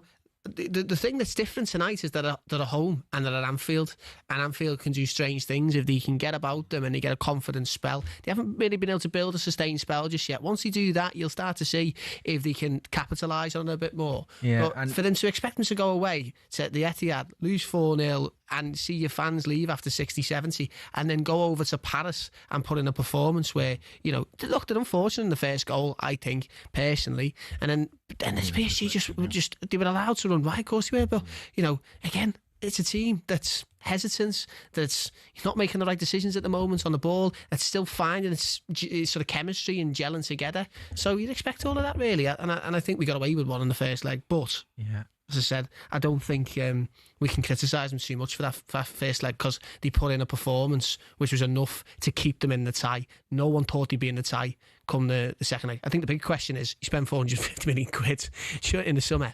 You should be expecting to not go to Paris and part of the Barcelona. Yeah, exactly. Also, there was a PSG throw there, by the way, Lee. That must have taken about 30 seconds for the lad to throw at Nuno Mendes. I mean, is that a bit Housery coming in already? I was counting, mate. I know you were. Maybe it is a little bit early for that. I know that Luis Enrique is not that kind of coach. Very disciplined. Doesn't like the theatrics or anything like that. But I was just talking about the game last week, and I don't think anyone would have argued if that had ended 4-0. No, but of course in some ways, I think it would have been a strange game to go into. PSG can wobble. PSG got ball. Ekiti's in here. Oh, that's such a heavy touch. Ekiti's got it outside the box. He's got Frimpong on the right. Whip that in. I whip it in. See if they can defend it. He does whip it in. A little bit too much pace on it. Kirkes now has it left-hand side. Liverpool got 4 or 5 plays and have had lots of possession in and around the PSG box without creating any chances yet. Liverpool. Kirkes delivers, and this time again is into the goalkeeper's hands. Possibly there you needed an Isak run across the near post. So I think a decent start in terms of intensity and possession, but just not at the moment able to create any clear-cut chances. That's what you're going to expect from them, isn't it? This is going to be... If Liverpool get the job done and get over the line tonight, it's going to be imperfect. We are not expecting a polished, flourishing display. It's not going to happen. No, sure. Champions League. So, it is surviving on scraps when they get the opportunities, trying to build those sort of sustained attacks when they come, and that'll be sort of a measure. I think I think even if they go in at half time and it's still 0-0, that's still a positive point to be at in this game, because you get Salah on, the game can change. We saw that in Galatasaray. Look, the opposition are completely different. There's a gulf in class between Galatasaray and PSG, but there was a real confidence that came to Liverpool that we didn't see in the first half against Galatasaray. So they're obviously confidence players, some of these lads. Abby, how was the game going in Spain? It's slightly settled a little bit, to be honest with you, in the last 5 or so minutes. There's a lot going on in terms of giving over possession, but there's really not that many chances. Anyone that has had a chance has basically been Yamal or Lookman. Lookman's been the most positive in the game. But yeah, it has started to settle just a little bit, because the first 10, 12 minutes, I literally couldn't stop looking right, left. So yeah, it's definitely calm down. I guess obviously, as your Arsenal Haywatch hat on, I mean, do you have a preference then as to whether it's Barca or Atletico? I think an Arsenal Barca semi sounds more fun than Arsenal Atletico. Sounds more fun, but Barca can't. They struggle defensively. Or would you prefer a Barca Sporting semi-final? Oh, well, if I had a choice, absolutely. He was comfortable. Yeah, I think we know that Barca, in terms of going forward, I think they could massively hurt Arsenal if they were to have that semi. But I don't know. I'm not sure. Don't like either. Abby, are you casting an eye over the Chesterfield Grimsby game? Because I knew you took an interest. Big interest. Big interest in that. It's Lee Phelps, who does the show with us regularly, is a massive Grimsby fan. They started the evening 1 place and 1 point outside of the playoffs, playing the team above them, and they are 1 goal down. As PSG come forward, Dembele's got it. Oh my goodness! I think he might have been offside. That's a big miss. I think the flags stay down. The ball gets played in down the right-hand side. It kind of falls to Dembele. He's got his back to goal. He is literally, Lee, only a couple of yards out. He swivels, he turns, he shoots. And from distance, that goes way over the bar. But that's a big moment. He is onside, by the way, actually. Kirkus plays him onside. How has he not scored that? You somehow got to wrap your foot over. I know it's so easy to say watching from the studio, but you got to wrap your foot over the top of that to keep it low. He missed some real big chances last week. Lee, that's that for a player of his quality. Yeah, you'd expect he should be scoring that. Seen some of the goals he scored. Do you know what I think, season Lee? too. Because he's got his back to goal. I don't know whether he's anticipating the keeper to almost kind of dive at his feet and put him under pressure. Almost like Schmeichel. Yeah, like so he's almost trying to ago. hit it first time quickly. Yeah. Because I don't think he realises maybe A, how close he is to goal, and B, how much time he's got. Exactly. It all happens in a split second, but he's over the course of this tie. I hope he's not going to be kicking himself come the end of the night, because he's missed some serious chances so far over this over the 2 legs. Yeah, and here goes Dembele again down that left-hand side. 17 gone. Liverpool 0, PSG 0. The best chance of the half so far. 17 minutes in, falling to Usman Dembele. A close-range effort going over the bar. I think in terms of the way Liverpool have started the game and settled, it's been good. It's been decent. Had a decent amount of possession, but again, not able to test the PSG goalkeeper Savinov just yet. A good amount of possession, but just not able to break down the PSG defence. And Rai, we see there's a lot this season. You know, this is where you're looking to your Florian Wirtz, who we know is a good player. We can all see he's a good player, and I'm certain if a new manager comes in next season, we're going to see the best out of Florian Wirtz, and maybe a system that gets the best out of him. But not it's like this. This is where you want him to get hold of the game and make something happen. Yeah, without doubt, you got to look to those players. I mean, just to go back to that chance for Dembele, it could be a perfect moment for Liverpool. He doesn't take it ultimately, and it's a warning. You know, it's a very clear warning as well of how quickly this can get away from you if they're not careful. But also you can use as a momentum. Oh, why has he missed that 16 minutes in? Opportunity to potentially kill the game so early on in the contest, and he hasn't taken it. All right, okay. That can be a turning point in itself. So Liverpool have got to feed off those moments, I think, especially at Anfield. You know, they've got to try and find that way. But I actually think Liverpool, you know, they tend to come on more in the second half. They have this season when they're putting the best performances. They tend to be in the second half. Look back to the last leg against Galatasaray. You know, you looked at the first leg. They scored from a corner with Soboslai. Brilliant corner, well worked. But he didn't really lay a glove on them before that. And the second half, some of the stuff they were playing, it was like, wow, this is the dream that we were sold. You know? You getting stressed? No, I'm liking what I'm seeing in the first 90 minutes. We just saw there, I mean, a simple ball got played out to the PSG right back, but Milos Kerkez is quick, he presses, and PSG get a throw. But just immediately, I think the intent from Liverpool here has been really good, in particular in that first 10 minutes. I thought it was an electric start. Maybe PSG at times, the last 5 minutes, have just been able to take the sting out of the game a little bit and have had decent periods of possession in that midfield. They had that big chance there by Dembele, but I actually think it's been a pretty positive start for Liverpool so far. I'm liking, if we keep playing like this between now and the end of the game, we're going to have chances, no doubt about it. What do you think of the formation then tonight as well? Do you know what, Abs? I'll be honest with you. It feels like Arne Slot has tried almost every single possible formation in the last 6 months, whether it's 4-2-3-1, 4-4-2, 4-2-2-2, Wirtz on the left, whether it's Gakpo from the left, Gakpo as a 9. So I'm almost a little bit lost myself as to what is the best system for these players. The 4-2-2-2 did work against Galatasaray. We kind of got the two strikers quite close to each other. Yeah. You've got the full-backs, which provide all of the width. You've kind of got the control in midfield, and Wirtz kind of has that free roll to kind of, you know, be able to go anywhere. Float, which I prefer him being able to do that than being able to stuck out on the left-hand side. Yeah, where he's not getting in the game. He's not controlling it. So I don't mind the formation. I think if you look at the rhetoric as well of what Slot said in his press conferences, there's a general sense from him that he's sort of built his formation around the fact that he thought he'd have Ekiti and Isak both available.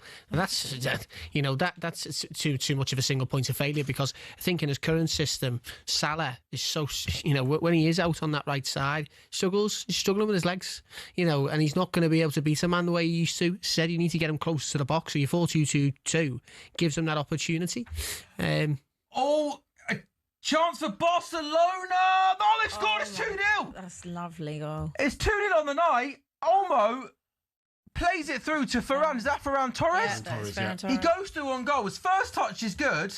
And then Abby, with that left foot, he strokes that into the roof of the net. My goodness me, this game is completely turned on its head. Completely. I mean, I don't know. You asked me the question before, who would I rather see in the semis? I mean, I'm not into Barcelona. Barcelona, I think so. I mean, Clement Longley, he used to be one of Spurs' as well. Go on, that's lovely. Gravenberg through the middle. He's got Isak running through. Isak's in. Isak pokes him around. He's got to do better. He's offside anyway. He's gone early. But that's the Gravenberch of last season, having that ability to be able to run through midfield. Isak makes a good run. He plays him. He goes a touch too early. Well, it's interchange in the middle there. Yeah. But Gravenberch and Wirtz play a nice 1-2. Gravenberch gets it back, carries the ball forward. Isak does go a little bit too early. Keeper, to be fair, does come out and make himself big, which is immediately a really, really good interchange of play there. Somebody's hurt in Spain. That's a loss of blood. That is a lot of loss of blood there. I think Barcelona were calling for a penalty. It just escaped me what happened there. We're just about to see it now. It's a ball in from Lamine Yamal, and is that Torres? Oh, that's nasty. No, it's the number 16. That's Lopez, isn't it? That is really. So so he's headed the ball, and as he's come towards the ground, he's collided with the keeper's. Completely accidental. Completely accidental. But Atletico are absolutely on the ropes here. Is this Lee? I saw someone on social media say that everybody in this country just thinks the only way Atletico play is 11 behind the ball, Hauser 8. Am I right in saying that that's not actually how they play? That's not There's how, a little bit more to them than just doing that. I think that's the easy way of probably the I know the lazy way of doing things. Do they set up like that often? Yes, they do. This is very much a Diego Simeone way of playing. When you've got players like Julian Alvarez and Antoine Griezmann in your team, there's a lot of flair, there's a lot of quality in there as well. And the addition of Ademola Lookman, Atletico have been scoring a lot of goals of late. They've not been nicking 1-0s and 2-1s. They've been scoring and winning by 3s and 4s, but they're absolutely on the ropes here. This has been a nightmare start for Diego Simeone. There was a picture of him, he came up on the screen a minute ago and he was just telling everyone to calm down. This would have been his worst nightmare last night. And if there is going to be one comeback tonight, hopefully it's already underway. Also, sorry, did you see there the TV pictures just promoted the semi-final first leg next week? And they had a PSG player and a Bayern Munich player on the screen. Wow. Right. Wow. There we go. Look at them. No, did you see the semi-final first leg? I don't like that. To be fair, they didn't say what teams. They just had the picture of Harry Kane. Still, I think it was Dembele, you know the wasn't message, the same. Yeah. I mean, I guess they possibly could. I mean, how do you apologize? I don't like that. But I don't like that. Do an and/or, right? Of course. Anyway, have some of that. Do you think that this is script writers? The script writers ready? I don't think that's how football works, no. I just think some producers gone, you know what, I can't even bother to write an and or and I can't even bother to get another sounds like someone you know. I knew you were going to say that. Leave the great man alone. Dembele, right hand side. Oh, how has he got so much space? That is, that's Frimpong. He does well on the end. The cross comes in the right hand side. The PSG player runs onto it inside the box. I can't remember how much time he had. He made a good run. To be fair, his first touch wasn't good, and we'll give Frimpong credit. He got back in to clear it, but I thought it was way too easy there. What I'd say about the first leg as well with Frimpong and Kvaratskhelia, honestly, the amount of times Frimpong was running about 60 yards to press Kvaratskhelia must have been shattered by the time he got to him. And then Kvaratskhelia was just popping it round him, so they got to be a bit more streetwise on that front, because the amount of times he just kept bombing it down the wing when Kvaratskhelia was like, I know. It's sort of deep. Yeah, you're right, mate. You're like, what are you doing? You're right. 25 minutes gone then in our Champions League games. No goals at Anfield, so Liverpool 0, PSG 0.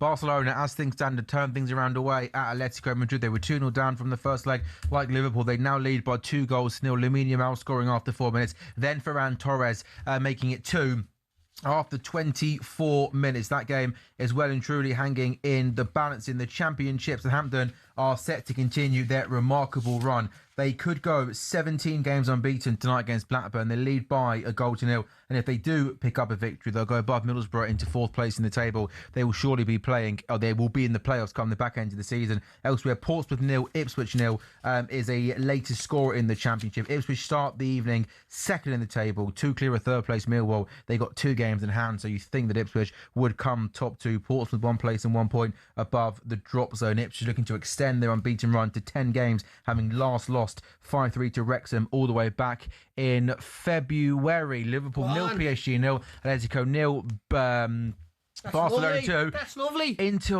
What's he even a foul for there? What's the foul?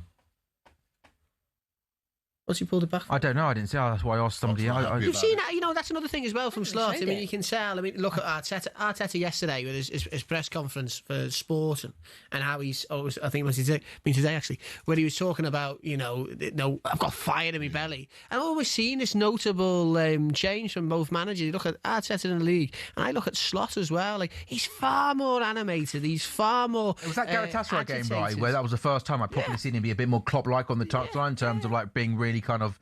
I don't know if that was like a purpose, on purpose, almost try and, kind of show everyone that he was up for the fight. He won. I'm not saying he tried to be like Klopp, but it did feel like there was a noticeable change in his demeanour on the sidelines. Lee, what have we made of PSG's first 26 minutes? Yeah, okay. Good ball. Nothing like the dominance last week. As I said earlier, I don't think they expected that. There's been some good spells of possession, and they've found a bit of space in the box. I think they've had a little bit of joy on the wings, but just not that cutting edge inside the box yet. Obviously, the chance for Dembele that went over the bar. But yeah, what I'm seeing is a real intensity in both sides, which is great. No, there's a chance for Atletico Madrid. They've scored. They're back in it. It's 2-1.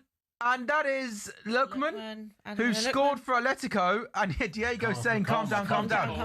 I don't like this, by the way, at Anfield. I think Hugo... no, he's coming off.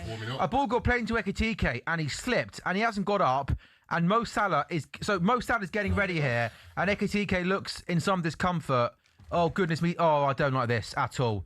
He looks in serious pain here. He does. The physio... Oh, God, poor kid. The physio is telling everyone to get away. And all of his, obviously, he's French. So a lot of the boys are French in the team, and they're all making sure he's okay. I don't like this at all. Ball got played. He just slips. There is nobody anywhere near him, and I fear the worst here for the kid. Sad. Yeah, I don't want to see. Yeah, his knees. Is it Achilles? Maybe. It's Achilles. It might be. I'm no body language expert, but when a player is like that and teammates are consoling him, and his stretcher comes forward, you just don't want to see that. Former teammates as well, obviously concerned for him, and that's just sad. It's sad. That is sad because he's done well. He's done well this season. I think he started really well. Yeah. Possibly been a bit more inconsistent. But what I like about this kid is he runs, he fights, he works. There's no doubt he's good in front of goal. He's a bit inconsistent, a bit patchy, a bit streaky, but there's a good player in there, no doubt about it. 100%. He's only going to get better from here. But he's had to take on a lot of the burden. For Isak, really, and the goal scoring. Yeah, burden. You're right. You think really, for well. his first season, you maybe would have thought he'd have been rotated out a bit more. But obviously with Isak's injury, he had to play. Exactly. So we know that Ekiti is coming off. We wish and hope and pray. The real worry, obviously, I mean, the first concern is Isak's coming off at half time as well. But Isak will come off at half time. It's like, who's he going to put on? Rio. Gakpo? Well, the safe option is Gakpo. The one I like to see is Rio and Gamoa. Yeah, you would think that he would. I'm telling you, Rio and Gamoa is more likely to make something happen for us than Cody Gakpo. Oh, he absolutely is. Yeah, definitely. Cody Gakpo has been woeful. Terrible. Woeful. It's a bad season. There was something I wanted to ask you, but it was like 15 minutes ago you were talking about it, about going, on the away leg last week. And you were saying, like, how he's set up, obviously having a back five. Do you not think, though, that, yes, you could have taken the game there, but then you might not still be in it? Like, I think he was a bit damned if he didn't. Like, if he wouldn't have gone with the back five. Like, I know that it's a bit negative. It's not the way that Liverpool Football Club play football. But at the same time, if you would have just gone there and been like, okay, let's just go gung-ho, then... But also, Abs, to answer your question...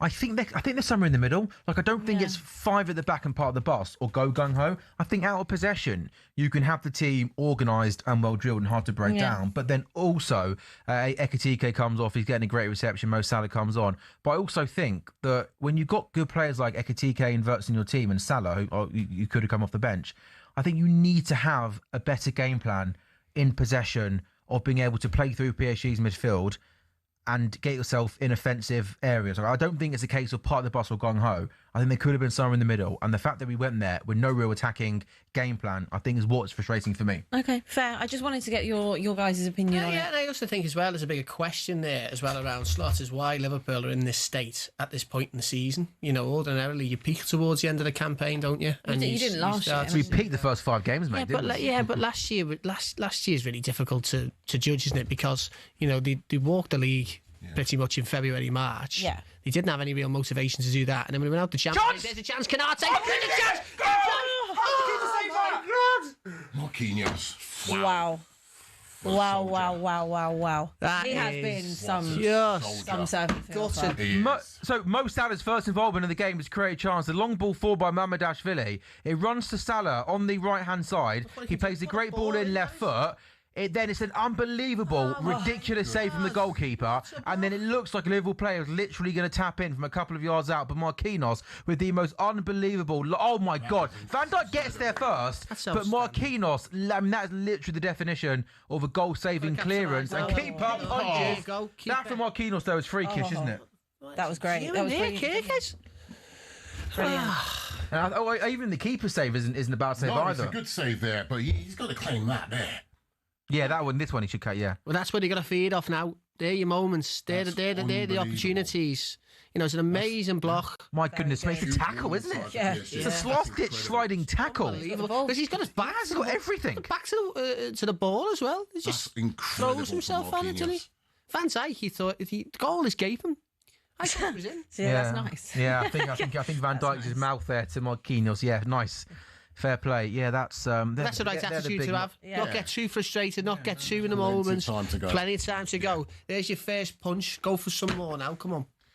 Big chance, big moments to Liverpool. I don't think I've started this game badly at all. Still goalless at Anfield. 2-1 in the game in Spain. So Barca got it to 2 to an aggregate and are now 3-2 down. Just confirmation that, a desperately sad sight. Hugo Ekiti looked in some discomfort after kind of slipping and falling over. He was carried off on a stretcher. Salah enters the action. I'm sure Mo Salah would have been devastated that he didn't start, but, his name was chanted as he came on. And my goodness me, some would say the greatest player to play in Liverpool's history. Has he got another moment or two in front of the Kop, maybe second half, to make something happen as a Liverpool player? It was Ademola Lookman who scored for Atletico Madrid. He only signed for the club, didn't he, in January? It's he certainly gives, Barca 2.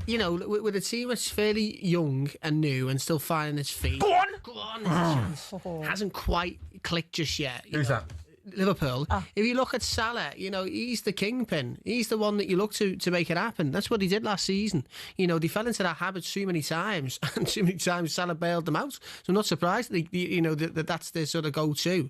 But Salah was imperious last campaign, wasn't he? And that's the player that can affect things in a game.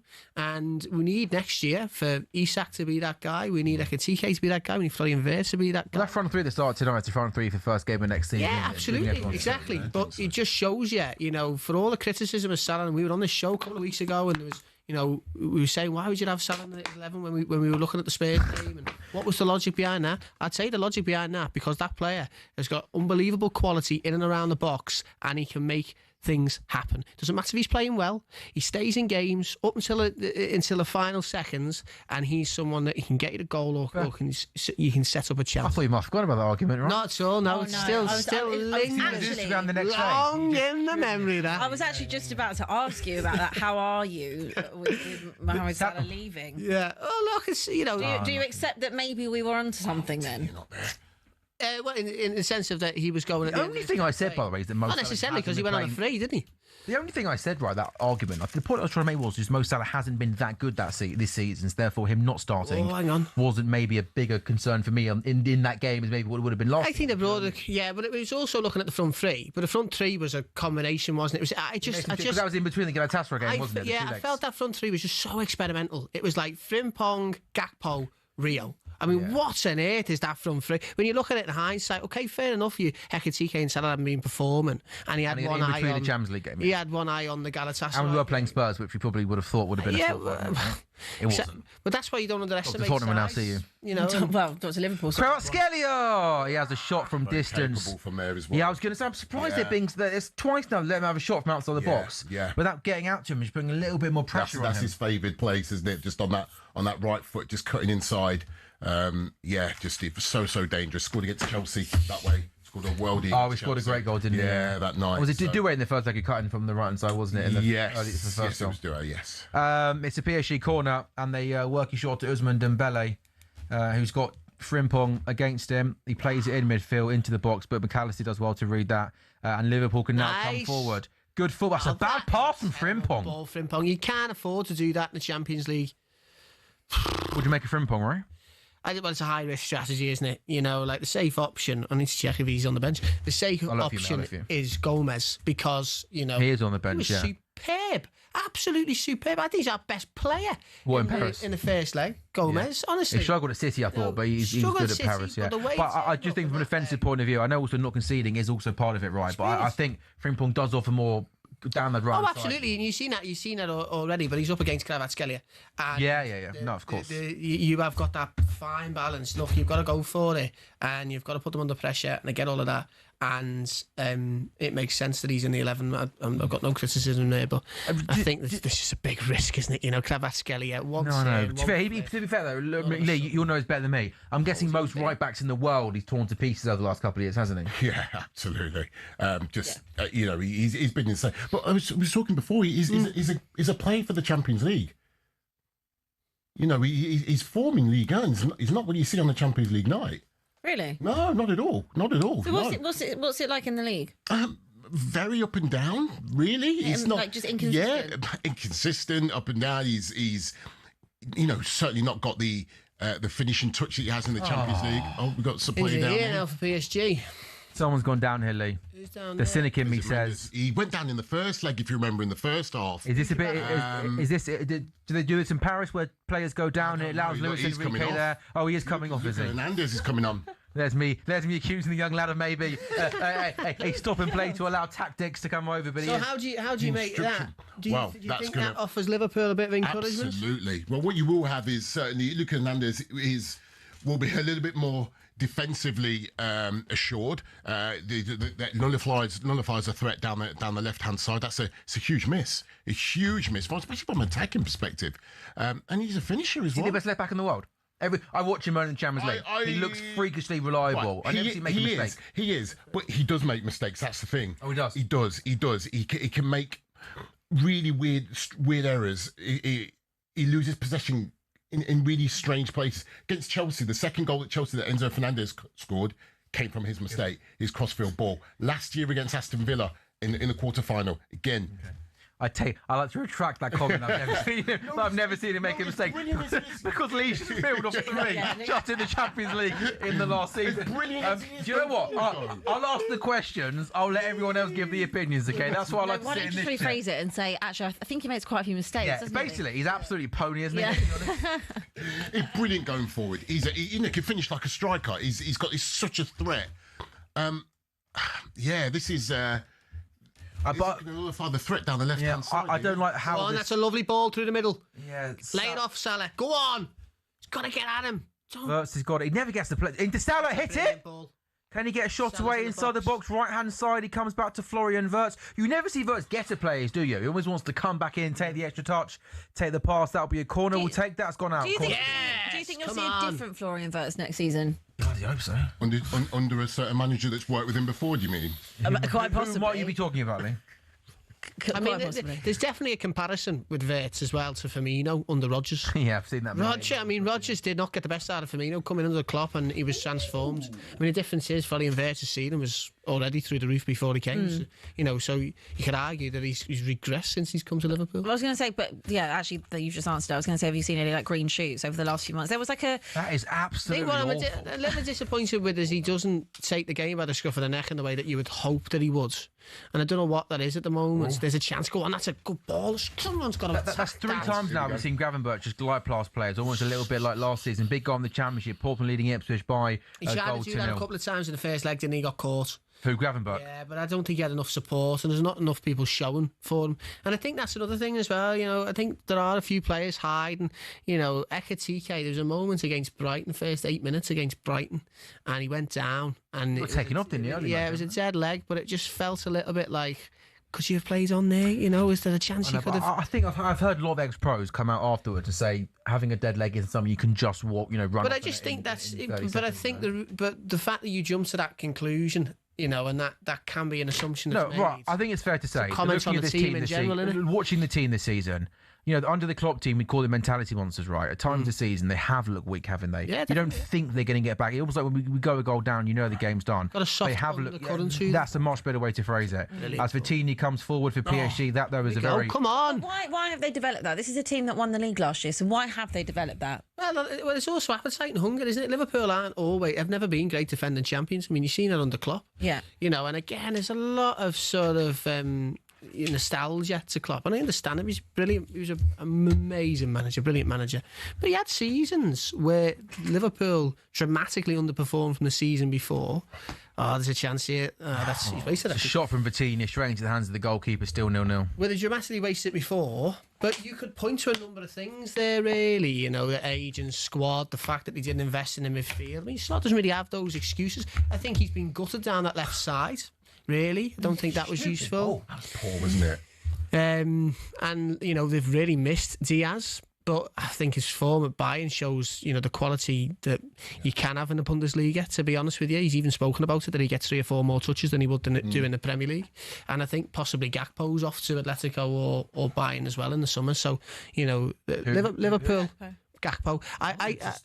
Bayern or my goodness me, he's got the best agent in the world. Atletico. But this is the thing with Cody Gakpo. Gakpo to Bayern Munich. But this is the thing with Cody Gakpo. Put him in the Bundesliga, mate. He'll look a completely different player. Totally differently. It's like, look at us when any team that's played in European football, how much more time, how much more space. Xavi Simons like a totally different player. Spurs actually won games. It's a totally different thing. I remember that. Finished 4th, actually. I think you're lying to me. Finished 4th. And look, that Champions League table. How was that even possible? I don't know, mate. I was listening to a Klopp interview recently about Salah, actually, and it comes into Gakpo.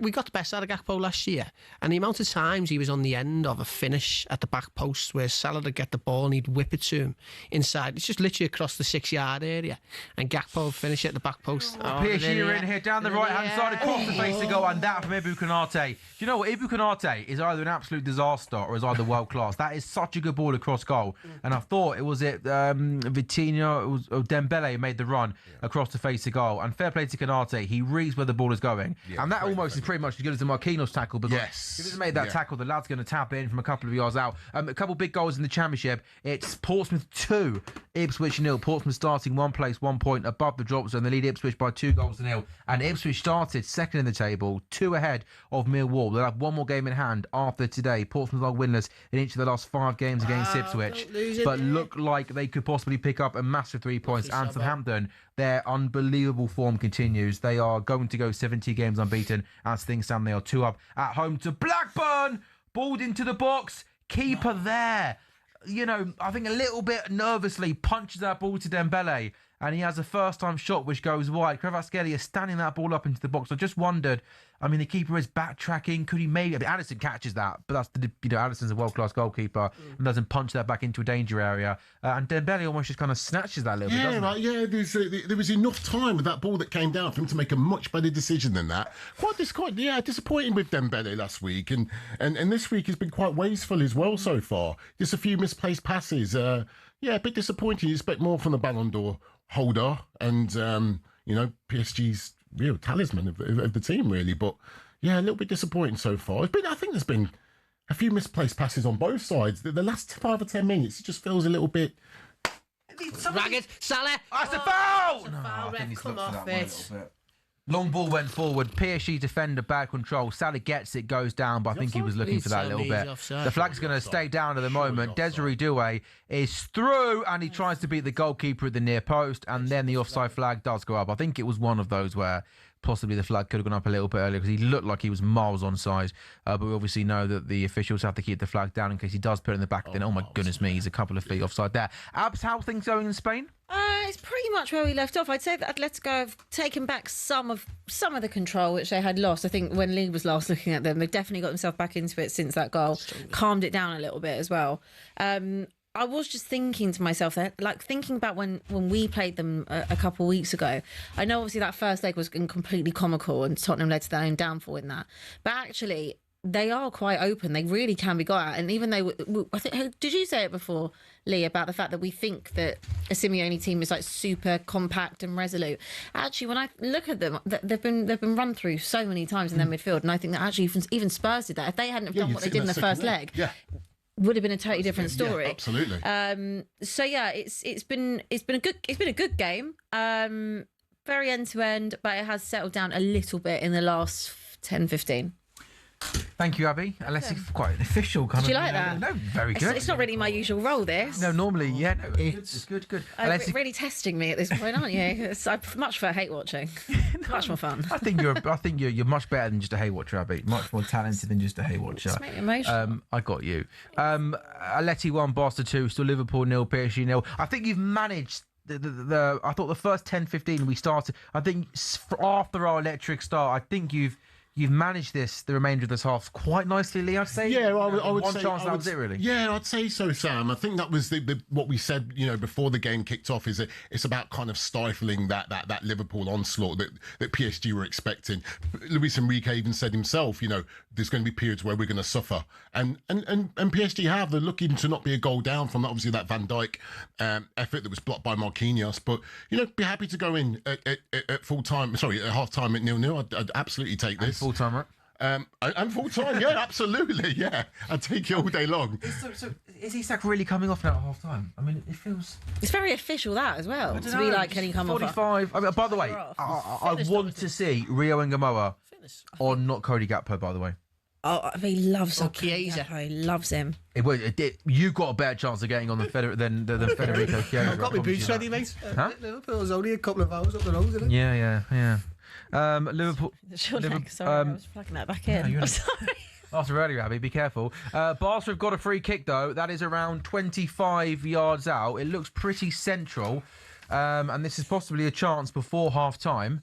Who's that standing over that, Lee? It does. Oh, goodness me. Don't answer that. It's a an awful free kick. It goes high over. Don't worry about it. That's a really, really poor free kick from Lopez. And it is half-time in Spain. Atletico 1, Barca 2. Atleti were 2 up from the first leg. Barca scored 2 goals pretty early to get it back to 2-2 on aggregate. And then Ademola Lookman, signing from January, scored a goal for Atletico on the night. They lead 3-2 on aggregate. Half-time in the Championship. Portsmouth 2-0. My goodness me, what a win that will be for Portsmouth in the Championship. Also, this weekend, by the way, is Portsmouth versus Leicester. Leicester 23rd on 41. They'd be 4 behind Oxford, who are above them. And then Portsmouth go 7 points above them. I mean, are you from the Midlands? I'm from Leicester. You're from Leicester? Yeah. So, I mean, I'm not being to say the absolute bleeding obvious. Yeah. Leicester have to win pretty much the majority of their 4 games to get out of relegation. Yeah, and they've won 1 in the last 15. Yeah, so where do you see that coming? Where do you see that coming? Just so sad. Like I said, 10 years to when they won the Premier League. It's rotten. It's crazy. 10 years absolutely ago, Leicester rotten. and Spurs going for the title. Yeah. Leicester be in League One, Spurs be in the Championship. Yeah, but let's be honest. Leicester were not a Premier League team that was a Big Six team. Like, no, they've always fluctuated. Go on. But do I reckon Spurs do back-to-back relegations? Absolutely do. Yeah. Absolutely. I've got this fear that once we go down, we're going to end up like Leeds or Sunderland or Blackburn. Well, I saw Cundy last night telling the boys in the sports bar that they'll do an EFL corner every Monday at 11 o'clock. We'll make sure we do. And the boys last night were in belting form again, weren't they? They were. O'Hara and Cundy. Cundy's on a generational run at the moment. He's not the most famous man in the country at the moment. He's just like everyone wants to talk about Jason Cundy. He's had a real resurgence, hasn't he? Oh, well, I mean, I think he was always in good form, Abby. But the hair. He's having a hair transplant, isn't he? That is half-time then in Anfield. Liverpool 0, PSG 0, Atletico 1, Barca 2. At half-time then, what we'll do is take a very, very quick break. Then when we come back, we'll round up everything happening in the first half and take you through the second half.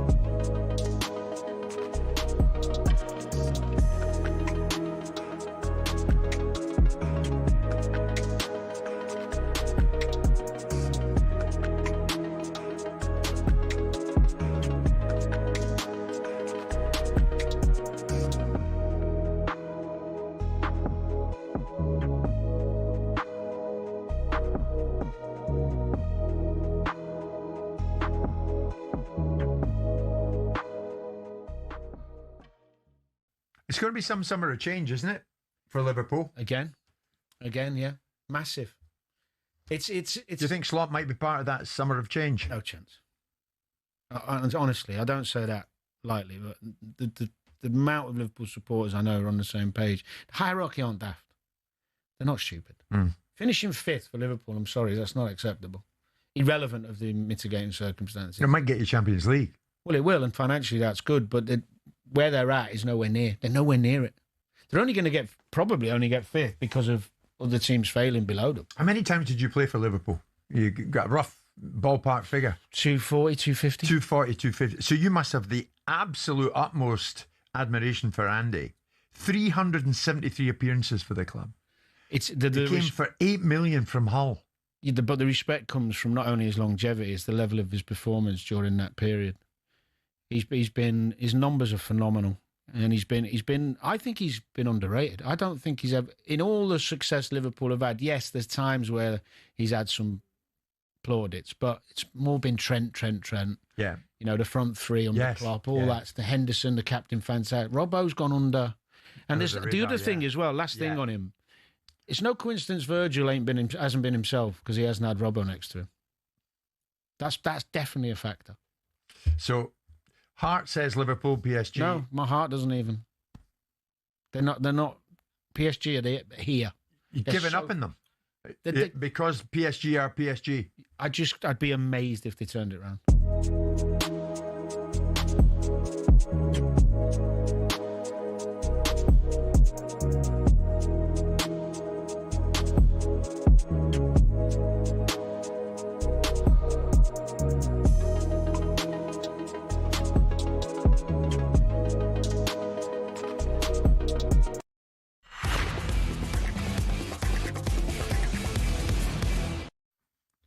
A very good evening and welcome back to talkSPORT Goals, brought to you by Final One Standing. It is new from William Hill, 18 plus, gamble aware the dog. Sam Ellard, Abby Summers, Lee Davey, Ryan Bromwell with you on Champions League Tuesday night, Tuesday, April the 14th. Half-time in our games in the Champions League is Liverpool 0, PSG 0. There was a big moment, one big chance for Liverpool, header saved by the goalkeeper, and then an unbelievable last-ditch tackle from Marquinhos to keep it at 0-0. Dembele missed a good chance of PSG as well. Liverpool, I think, started really well on the front foot. They were aggressive, high press. Maybe towards the end of that first half, PSG got a little bit of control in the game. And for all Liverpool's efforts, they just haven't been able to create enough chances. Barca 2-1 up against Atletico. They were 2-0 up, which meant it was 2-2 on aggregate. Then Lookman scored after half an hour, so it was 2-1 to Barcelona. Atletico Madrid, though, 3-2 up on aggregate. I'll briefly give you the scores in the Championship. I've mentioned it before the break. Portsmouth 2, Ipswich 0. Southampton 2, Blackburn 0. In League 1, Bolton 3, Stevenage 0. Huddersfield 1, Cardiff 0. Leyton Orient 0. Mansfield 0. Port Vale bottom, 16 off safety with 7 games to go. They're goalless at home to Barnsley. Wigan 2, Rotherham 0. Rotherham will become the first team to be relegated from League 1 if they lose this evening. Lots of work to do there. Barrow 0, Oldham 1. Cheltenham 0, Gillingham 1. Chesterfield 7th in the final playoff spot by 1 point. The team below them, Grimsby, they play tonight. Chesterfield 2, Grimsby 1. Hashtag pray for Lee Phelps. And Colchester 1, Accrington Stand League 1. Ryan, what did you make of Liverpool's first half performance? Nothing to get too excited about, but they're still in the tie. But I'm glad you gave me a but there, mate. But we're still in the tie, and we I wasn't expecting us to have a brilliant first half, to be honest with you. The second half is where it matters. Liverpool can score 2 goals in the second half. Still have no doubt about that. You see now, the biggest chance that they created comes from Salah. Kanate's header gets knocked down, and it's an amazing goal line clearance from Marquinhos. But it's just one little moment like that, and all of a sudden it's game on. Lee, from a PSG point of view? Yeah, look, happy with the score. Ultimately, that's the overriding factor is that, PSG do enough to get through. Happy with the score. Had spells really in the game where, possession was generally quite good. A little bit wasteful in possession, a little bit poor in attacking in the final third. I think, some decisions have been quite poor. Dembele's been a little bit wasteful as he was last week. But we know that PSG can just turn it on in an instant and score out of nothing, and that's what great ability that they have. And, Liverpool will have to be on their guard, certainly in the second half. As will PSG. Liverpool are attacking that cop end. They'll be wanting to suck that ball in. Liverpool have got to go for it now. There's 45 minutes. Mo Salah's on. The crowd were lifted. You could feel, after that chance that Virgil van Dijk, that was blocked by Marquinhos, you could just feel Anfield just erupted, it lifted. But, you could see the fans are on their feet. And after that, PSG took a bit of the sting out of the game. But we know that can just, all it takes is a moment. Just a moment, and this game turns on its head. So, cautious. Certainly, again, first 10 minutes, 15 minutes, second half, PSG need to be cautious of another onslaught, I think. Some epic boosts from William Hill. Salah's on.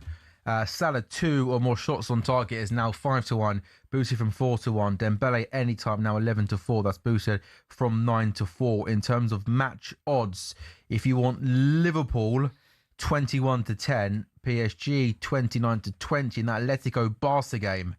Atletico Madrid 9-1, Barcelona 1-4. That's in the game. That is, of course. Liverpool to qualify, by the way, is 10-1, which is obviously a bigger pricing for them to win on the evening. Liverpool to qualify 10-1. Well, they're still on the tie, Abby, aren't they? Which is, hey, listen, look, Liverpool had to score tonight. We know that, but also keeping a clean sheet is also important. Yeah, massively. But you are still in it. I mean, look, 2-0 down. We said. It could have been way worse than that last week. It's not. You're still very much in it. Salah's obviously come on. Salah on big nights, Champions League nights. Could be his last ever Champions League night at Liverpool. Anything can happen. Rio, if he does come on. It's got to be Rio, hasn't it, Abby? I think it does have to be Rio. I wouldn't see the point of bringing on Gakpo. It's going to be Gakpo. I want it to be Rio. He loves Gakpo, but I think it should be Rio. And I think that, do you know what? Sometimes in Champions League nights, as we've seen before, especially at Anfield, you just need a little bit of magic, and I think that someone like a Rio can do that, can spark the crowd as well. You want to talk about Anfield atmosphere, could be Rio that can do that. Let's hope so. We'll take a quick break then, shall we? One more quick break, and then when we come back, second half of action we're watching for you tonight, live on talkSPORT Goals, on talkSPORT's YouTube channel and on your smart TVs. Liverpool 0, PSG 0. Is there a magic 45 minutes ahead? Has Mo Salah got something special in his locker? Maybe the young teenage sensation Rio Engamelba has announced himself. Well, he's done it to the country already. Maybe the world at some point in the season. Liverpool not out of it. They're still in it. Goals at half-time. Big 45. Maybe more coming up next. Live on talkSPORT Goals.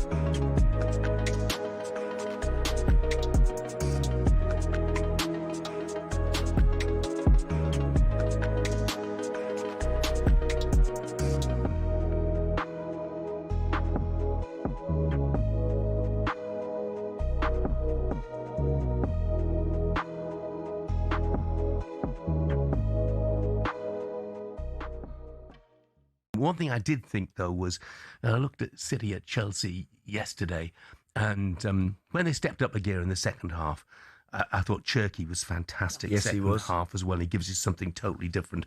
But what I was going to say was the depth of that squad, that they can bring on Phil Foden and Savinho. They can leave Mamouche and Reinders sitting on the bench twiddling their fingers, Yeah. I think that squad, Arsenal have got a great squad too, but I just think that squad depth could be the key in the end. I wouldn't argue with that. That again, they were so impressive second half. I mean, Jeremy Doku, when I'm watching him, Jeff, and I love Liv, the way that every time he gets the ball, his first thought isn't to just step inside and drop it off to somebody else and then go wide again and I might get it back in a minute. Can I travel 20, 30, 40 yards with this ball? Can I beat my man? Can I get beyond him? Can I then produce something? And every single time he gets the ball, his first thought is to get at people and get beyond them. Love that from wide players. I do love that from wide players because we don't see that enough from wide players. However, it is just his 8th Premier League goal in 4 years. Isn't that wild? Is that for someone like Jeremy Doku? Yeah, really. 7 before yesterday. Well, again, it's that's a really interesting stat.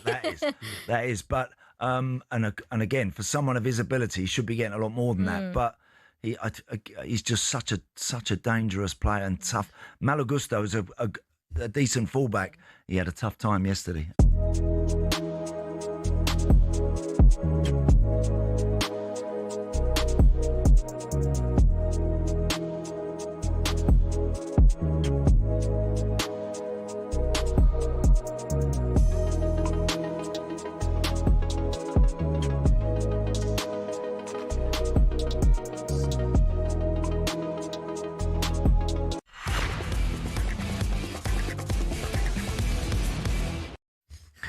A very good evening and welcome back to talkSPORT Goals. We are live on the talkSPORT YouTube channel or on, I need to, every time we were talking in the ad break and we come back, I always feel like I struggle to start in the opening.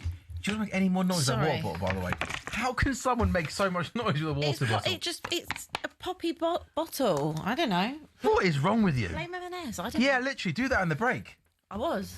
Huh? I was doing that as well. You just didn't notice. What were you saying? You can't talk properly when you come back from the break. I feel like I have to catch my breath when I come back from the break. It's better when you go, what is it that you sometimes say? Hi there. You go, hi there. Yeah, and it's very peculiar. Is it? Yeah, it makes me Why die. is that peculiar? It makes me die. It's just like very newsreader. No, it's very Wade Mardell. He does that on TV when Emma Payton goes and on commentary duty tonight for Luke Littlev and Luke Humphreys. It's Wade Mardell and he goes, hi there, which I think is absolutely Is that fine. why you're trying it? Yeah, I want to be like Wade Mardell. He's good. Up the dots. No, I go Mardell. No, I go Mardell. Wayne Mardell. Not Wayne. What do you know about dots, pal?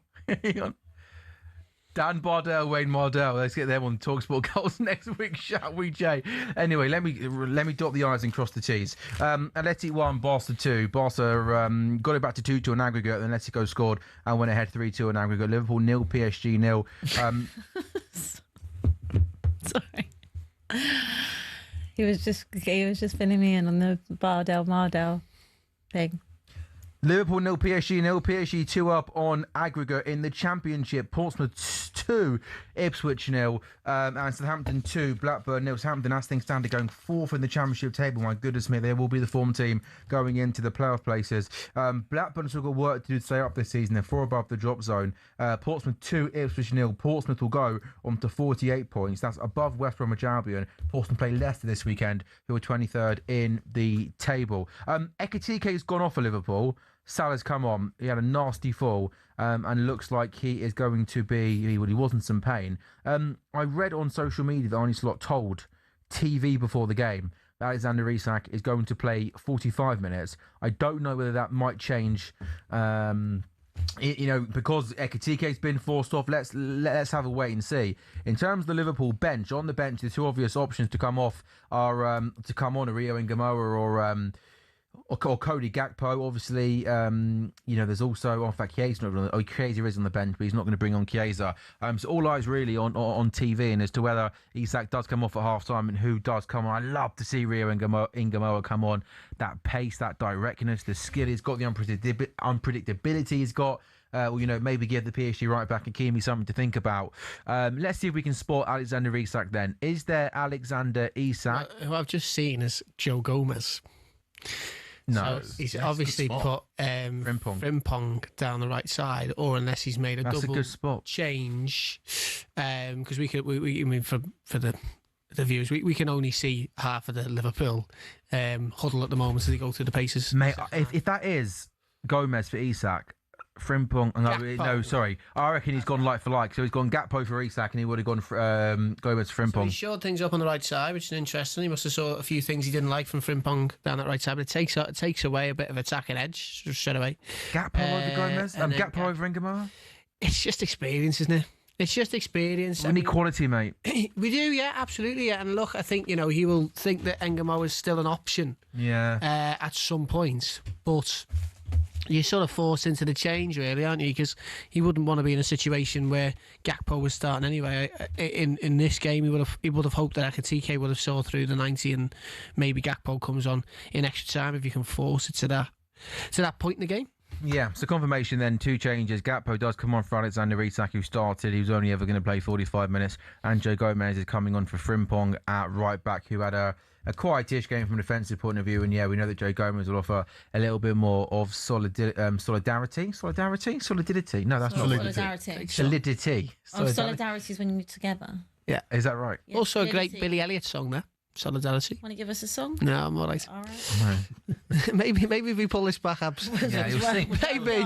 You'll sing when we're in up after. I don't know. Do not want to hear you sing tonight. Yeah, we've heard you sing tonight, haven't we? Let me sing. Do you want to give us a second half song? Oh no, I'm a little bit. Well, it worked in the first half, didn't it? I guess so. You can give us a second. You've stopped sweating, so you must have relaxed a bit. You will be really superstitious. You know, if you don't give us a song now, you'll be really superstitious. You might as well sing. Yeah, he's got. Yeah, he's fully put you on it. Well, second best song. Imagine that you're there. Part de France. Go for it.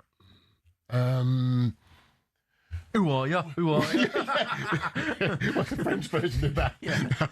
Come on, seriously. What is the French version of that? I wouldn't even say it like that. Can you speak French? Just trying to think in a football context. That's a great ball. Thomas Light in. Good start, lads. Good start. We need luck tonight as well. And that's a couple of ricochets that haven't gone also, but look, they're attacking the Kop now in the second half, which gives you a completely different impetus as well. I think always. So they won the toss in the first half, which is really important. Abby, you've got all eyes on events in Spain. Yes. What are you expecting in the second half, please? What am I expecting? A couple more goals would be good, wouldn't it? Just keep it as exciting as it was in the first half. I really don't know who I would like to go through on this.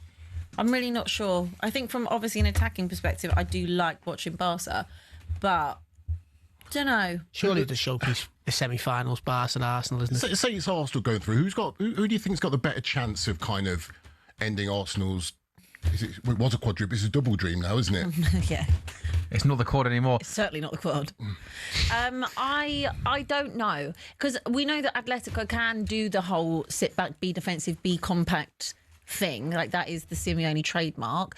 Although, as I said earlier, I haven't seen it so far in the Champions League this season. Barca, we know they can't defend. Like, they're not good at all defensively. We saw that last year as well in the Inter game.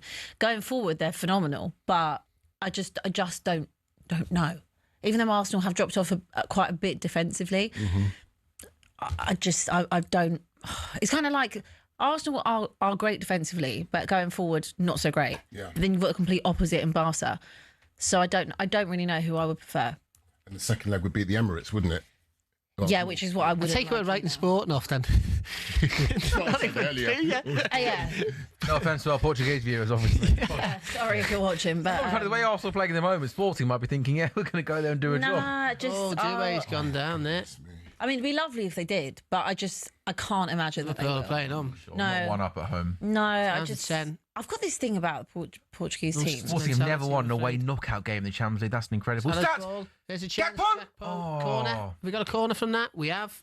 Come on. So he went with Gakpo. He went with Gakpo. Right. Yeah.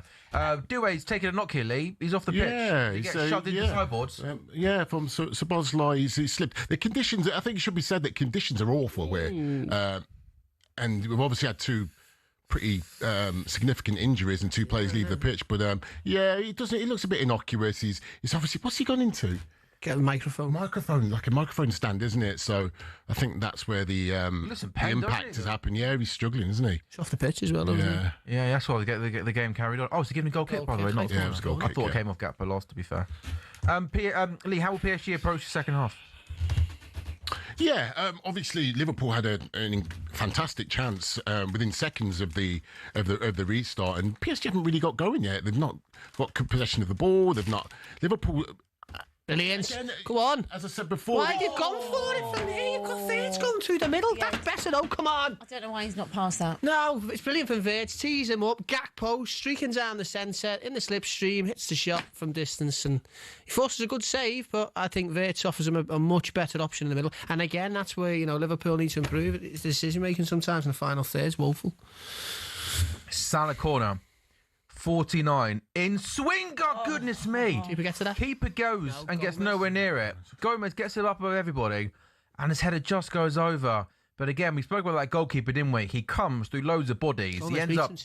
Yeah, he gets nowhere near it. It's bad goalkeeping, really, isn't it? Yeah. And he's quite fortunate that Gomez just can't direct that header goalwards. He's nowhere near it, is he? Nowhere near it. And he's very unconvincing in these situations. We spoke about it before the game, and you said you pinpointed Safanov as weak point for PSG, and he's just not very convincing in those situations, and it's a worry. It is. Yeah, it's interesting, isn't it? And also he's taken Frimpong off as well, which sort of suggests to him that he thinks that might have been too big of a risk second half, unless there's an injury there. It's a really nice bit of build-up play. Duet's gone down. I think he's going to be substituted. Really good bit of build-up play there. Cody Gakpo dropping. Come on, carry on. Is free down the left-hand side. PSG win a throw, and it looks like Lee. It looks like Duet's evening is going to be over. It is. It looks like so. This is a really damaging night. But I think it'll be Barcola that will come on. I can't. Trying to think of who else he might go for, whether he might go for one of the young lads. But I think it'd be Barcola. Is he fit enough? He missed the first leg, didn't he? He did. He got injured against Chelsea in the second leg. He did his ankle ligaments. He only started training the back end of last week, but this looks like he's going to be coming on a bit sooner than you'd have thought. Yeah, he's took a bit of a nasty knock there, isn't he? Again, there was nothing. There was nothing sinister in it. Close to the side of the pitch. Exactly. It's sort of like, you're running towards the. They're the away fans, Lee. Some guys got sunglasses on, Lee. Why is that? That's what they're the ultras. There's some of the ultras in there. You wish you were there, Lee? Well, I've got a ticket. I could have been. Oh yeah, there's your empty seat, which is left. Nobody sat in it. You can't see it tonight, I had a ticket for the away end. I could have been there, but you know what? You'd rather be here. I'm with the fam. Yeah. One big happy family. One big happy family. And I'm dry, and I'm warm. Well, you're warm, mate. There's no doubt about that, is there? I'm dry and warm. Yeah. You're boiling hot of anything, pal. Careful where you're going down that. I know, we've had... we've had some close calls now, haven't we? Yeah. As expected, Bradley Barcola is coming back on. Not a bad replacement, that, is it? No, really good, very direct. Offers something completely different to Skelia and Doué, who are a little bit more silky on the ball. He will go and running behind. Very direct. And shown that he's a decent finisher of late as well. First time I've seen Ryan smile tonight. What are you on? Dry and warm, he said. Huh? He said, I'm dry and warm. It's just the way he said it. I'm dry and warm. Yeah. None of us are going to be in here again together. Just really towed the line tonight. Really towed the line. It's not like he's dry and warm, he is, isn't he? It's not weird. It's a strange phrase. A strange phrase. I'm dry and warm. Being inside Anfield. Yeah. Where you'd be cold and wet. Well, we talk about the weather. The weather itself should have an impact as well, because you should be sliding into. Well, if you give it, the surface has got a little bit of a spice to it when it sort of teams down. I think it has, considering we've seen 3 players go off injured. I think it has had an impact. Yeah. Come on then, Liverpool 0, PSG 0, 52. I don't think Liverpool playing badly here at all. I actually think we've had decent spells of possession. We had that one big chance, didn't we, in the first half? This is what I want to see Florian Wirtz. He gets into a good area there, plays it out to Mo Salah right hand side. Nice 1-2. Salah's in down the right hand side. His touch is so bad. Too heavy. They're going to need something to break for them soon. His touch there, right? Yeah, I know. But look, you got to keep going, and he made the move. That's corner. But once again, I like it when we see Vert central. He needs to have that the role where he can roam anywhere he wants to go. But he seems like he's developed a partnership with Salah, you know. And again, like shame he's going to 6 weeks. It is a massive shame. But also, it's quite odd that if that is the case, why Slot would be benching Salah when he knows that that's something that Liverpool click. Those two tend to be on song together. Corner for Liverpool. Salah in swinger. Beats the first man. Keeper comes, punches. He probably gets enough on that. Out to Sabozlai. Hit it, fella. He tries to ding that towards the back post. Wherever it hits, it goes out for a goal. That's been the theme of this game. Did we get into... Oh my God. We've got a goal. Scored. Abby, you're not doing a good job of... I wasn't at that point. No stress. I wasn't at that point. And Barcelona are back in it, though. A third goal for Barca away at Atletico. What a remarkable turnaround this is. 2 down from the first leg, scored 2, Atleti got 1 back, and now Barca are 3-1 up away at Atletico Madrid, which means it's 3-3 on aggregate. An absolutely remarkable turnaround. And in fact, let me then read you the stat one more time, because the first leg 2-0 result was the 195th time in this competition's history a team has lost the first leg of the knockout stage tie at home by 2 or more goals. Only 2 of the previous 194 have progressed to the next round. And my goodness me, Barcelona. Go on, Grav. Hits one over the bar. He's having a really good game here. Drives, carries it, shot from outside the box. It up. Come on. It just goes over. The goal scorer for Barcelona, Ferran Torres, that is. A lovely finish from close range. First time volley beats the goalkeeper. 3-1 on the night. 3-3. That game, end-to-end football. Barca are back in it. What an outcome we could possibly have there. Ryan Gravenberch with a good effort there, driving, carrying the ball like the Gravenberch of last season, who would just coast through games. He'd almost like walk through games, wouldn't he? No one could touch him. He's having a really, really good game. It's good to see the players playing a little more urgency and passion and drive. Talk about Slot, the tactics, players out of form. There has been, I think, a lack of hunger this season. Looks like players aren't running, aren't fighting. They're definitely fighting this evening. 55, Liverpool 0, PSG 0. Atleti 1, Barcelona 3. Ferran Torres. They're checking for an offside. Oh, Abby. They're checking for an offside. Don't know who it on. Haven't seen the replay. Ow. That's my update. I'll let you know. Talk us through it. Oh, he's given offside. Yeah. Offside. Oh wow, goodness me. Let off there. Big let off for Atleti. Yeah, that is the off. Yeah, there is offside. No goal, offside. Atleti 1, Barca 2. We're waiting to see a replay on our TV screens. But the goal, Ferran Torres' goal, has been chalked off. It does not count. As the shot comes in, yeah, you can see there. So the ball falls to him via a shot. It does bounce off an Atletico player, but of course he's not trying to pass, or he's just trying to make a defensive action, and it bounces off him and falls to Torres into fair, but he's clearly in offside position. It is a big let off as well for Atletico Madrid. So I mean, they've had chances after chances tonight, Barca, but let's see.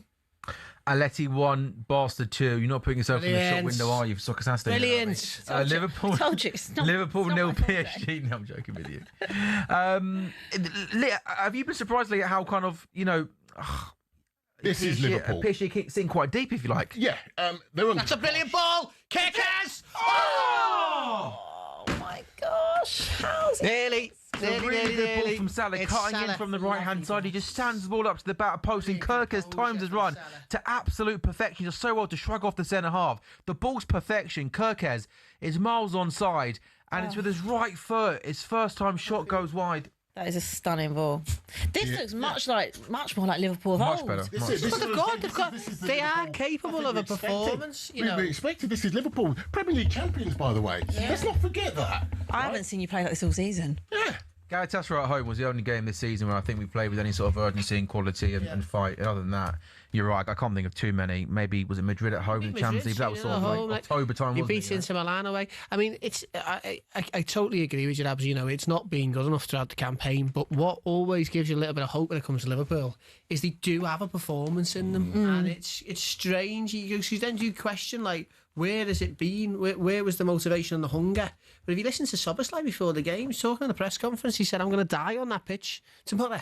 He was talking it up as if he's the one that you don't question all season. His performances have been very consistent, very good. He's the one that's really pulled. I think he's trying to drag the team with him in that sense, isn't he? Yeah. And some criticism about him as well. Hang on, chance here.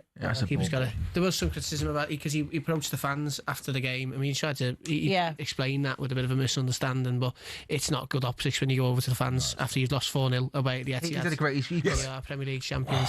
That's brilliant. He just got that wrong. He got that one wrong, didn't he? Pass back, innit? No, he tried to make it. No, I think he tried to tackle him anyway, didn't he? Yeah, Man on. He's done all right. For a second, he put his hand up. I thought it was. Still goalless then. Joe Gomez has managed to. Brilliant, by the way, since he's come on. Honestly. Go on. That's lovely touch. Ball. I think Gakpo's actually had a decent start as well. Yeah, he's riled Some up, link-up has been good. Gakpo cutting in. Get a shot away. He stands it up to the back post. Cross is awful. God, we're lacking quality in the final third, aren't we, at the moment? Yeah, well, we are. A little bit unfortunate on that front as well because we don't have the skill of Ekiti. I mean, he'd be thriving in a moment like this now. You know, the interchange that you might be seeing between him and Salah and Wirtz, you know, just takes it up a notch. PSG just cannot get out. They cannot keep the ball. I mean, this is a most that PSG have suffered across his whole tie. Yeah. And it just feels like a goal's coming. It really, really does. Yeah. It does, but... You know, it wouldn't surprise me, but... To Sam's point is luck, isn't it? You know, I think Liverpool aren't getting the rub of the green at the moment. I think from both sides, I think both ends, I think it's been really... They've really lacked in the finals third. Those just those last minute kind of decisions, those... You know, the finishing's just been really lacking for both sides, and it's been their undoing, really. But good ball. Great ball from Kanate. Salah. Hit it! Oh, just can't get out of his feet. He's far more unworried. Used to playing the ball back. Hold on, mate. Are you? Well played. Are you starting to sweat, Lee? I'm perspiring again. Yes. Perspiring. Perspiring. That's a fun word. Perspiring. Perspiring. That's going to get used on Sunday show. Cataclysmically. and cataclysmic. Oh, that is such a bad ball for Sabozlai. My goodness me. Keep the ball, boys. Counters on here. Yeah, oh, my goodness me. On. Look at it now. Kvaratskhelia 3-on-2 to Dembele, 1-on-1 with the goalkeeper. He goes across goal. This should be a goal. Unbelievable there. Milos Kerkez, by the way, has been absolutely outstanding. Anyway, he wasn't to know that, was he? But again, it's another... Dembele has to hit that. Yeah, I'm surprised he didn't shoot. Why didn't he shoot? Is it him who's offside? Oh, he is offside. Yeah, good shout. Yeah. He was offside there. When you're looking across the line, you've got no reason to be offside. No reason to be offside there. But it's a really good tackle there from Kerkez, who after a tricky start to life at Liverpool, and the very early kind of opening weeks has, I think, been really, really good this season. Wirtz, left-hand side, cuts in to Gakpo. He gets it back. Wirtz, Gakpo inside the book. Hit it. Ah! He's got no confidence, has he? Gakpo in front of goal at the moment. You know, there's moments last year when he come on against certain teams. Remember, he come on against West Ham in the Cup, he came on against Brighton away, and he literally came on in the same way he had the first shot, as if he was going to be the catalyst. And he's trying to do the same here, but it's just a massive miss, isn't it? You know, there's a massive miss that we haven't got one of Isak or Ekiti shot. But sort of the rub of the green a little bit there. PSG then coming down the right-hand side, a long ball came forward to Achraf Hakimi, but Milos Kerkez did well to launch the ball out, and PSG get a throw. Atleti 1, Barca 2, 3-2 an aggregate, then still to Atleti. Liverpool 0, PSG 0. Portsmouth still 2 up at home to Ipswich. What a result that's going to be for Portsmouth in their bid to avoid relegation. Gives maybe Millwall a glimmer of hope they could finish above Ipswich, who are still above them in the table by 2 points and have got a game in hand. Wigan 3, Rotherham 0 to Rotherham, set to be relegated to League 2 as things stand. Ball comes into Cody Gakpo. That's a pretty rash tackle there from Achraf Hakimi, or Marquinhos, sorry. Goes into the back of him, and Liverpool are going to win a free kick. Is there a moment here for Liverpool? Lots of possession, good pressure on a PSG team who don't look confident at all, sitting very, very deep, struggling really to get into this second half in terms of possession. But you know, I reckon they'll be okay where they're at, because when Liverpool are in possession, you know, I hope I put the mockers on it, but it doesn't feel like you feel Liverpool about to score. Yeah, absolutely. It just feels like it's going to come at some point, but it's just when it does come, because ultimately there's not a lot of time left in this, and Liverpool have just got to go hell for leather. But we've seen already that on the counter, that's where the danger comes, that pace of that PSG attack. So, look, all still to play for. We know that one goal could open the floodgates. Hit it! Oh, Gakpo does cut in on that right foot. Gravenberch does cut in on his right foot from the left-hand side, but it's needed to say for the goalkeeper at the near post. Jones for McAllister is a change I'd like to do as well. I think McAllister, again, he just looks tight. He's just not having enough of an impact on a game at the moment. Engamo was coming on. Yeah, okay. I mean, that's a bold call from Sloth. Do you think it's bold, right? I think it is. I do. You're 2 down, half an hour to go. Think it's bold to bring him on. I think it is because you can have. I mean, I keep bringing back to Arsenal. I don't want to actually, but you can have a negative impact when you bring on your substitutions. You unsettle the team. They've started really well here, regardless of the thoughts around Gakpo as it is. But they've started really well, so you don't want to necessarily unsettle that. He's never scored a goal. What's he shooting for? He's never scored. Like, why is he shooting? Come off it. Who do you think Engamo is going to come on for? Is there a possibility he comes on for McAllister and Wirtz plays a bit deeper? Szoboszlai hit it! Don't let him shoot. Why does he stop wanting to shoot? Penalty? He's giving a penalty! He's giving it! Oh my god! Oh my god! Stay calm. He's given a penalty. Yeah, but this, you know, took the penalty in the last we remember Mo Salah missed the last 2, hasn't he? Yeah. McAllister has just gone down under a challenge in the box. It's Pacho, who looks like he's gone into the back of McAllister, who gets the ball inside the box and he kicks through him. I think that's a foul and a penalty. Is it a kick? No, I think there's enough contact there for that to be for that. Wow! McAllister's been as clever as possible. He's got his body in his way, waiting for the contact. How was last week's not one? Yeah. I think McAllister gets himself in front of Pacho, and I think Pacho comes into the back of him. I think that's the penalty kick. It's clumsy. And Rye's right. McAllister is really, really clever in terms of getting his body in front of the centre half, and then the centre half goes into the back of him. I think it's a penalty. It is clumsy, but I do think the fact that you got away with that massively last week with the push. I think. Are you talking about the first one, or are you talking about the second one? Second one. Yeah, I think the push. The push. I still don't understand why. I couldn't either understand why that was a push. For me, this is a penalty. I think that McAllister's clever, gets his body in front, and I think the centre half goes through the back of him. He's checking the screen. Oh, it's a penalty! He's going to have a look. That is, Sam. I think it's very soft. This can still be given. Well, no, these never get given when they go over to. We've seen it a few times. I've never once seen it. What a way to shred your nerves. Oh, that's a great replay he's given there. What on earth? Do you think it's a penalty, Ryan, or not? Yes or no? Great replay. It's actually a pen. I think it's 50-50. Right. Personally. Jay, do you think it's a pen? All right, I've asked 2 people. They both say don't know, which is great, isn't it, for a YouTube channel? I don't. No pen. I think it was clumsy, but I don't see how they could have.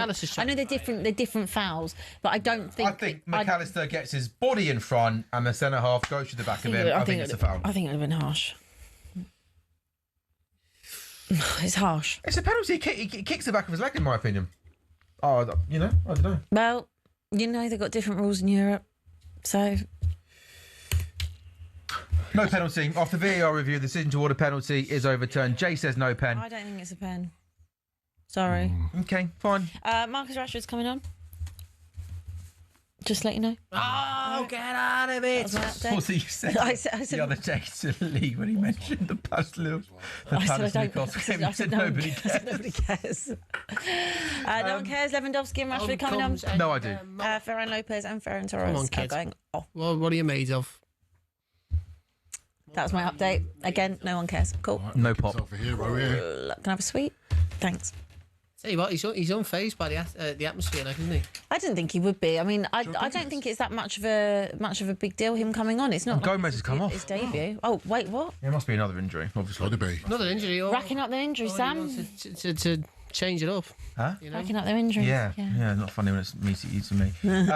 So that's the change. My guess would be Szoboszlai is going to go to right back. Rio Ngamoa is going to come on. So they're the 4 defenders. Salah, Ngamoa, Gakpo, the front 3, with Wirtz in behind. Do you reckon it's a tactical switch, do you think? Yeah, possibly. I mean, we could have sealed it with Isak, couldn't we, given the fact that he had to go off. I was wondering what he was going to do there, if he was going to play Salah or if he was going to bring Salah on at half-time, it's all a bit messy, isn't it, right at the moment? It feels like... It is, but this is what's fault, his injuries. We need a little bit of chaos, to be honest with you. Here's Ngamoa, first chance, left-hand side, inside the box. He goes on the outside, gets a corner. We'll take the corner kick. Well done, kid. Well done. Everyone's saying it's not a penalty, so maybe I'm by myself on that one.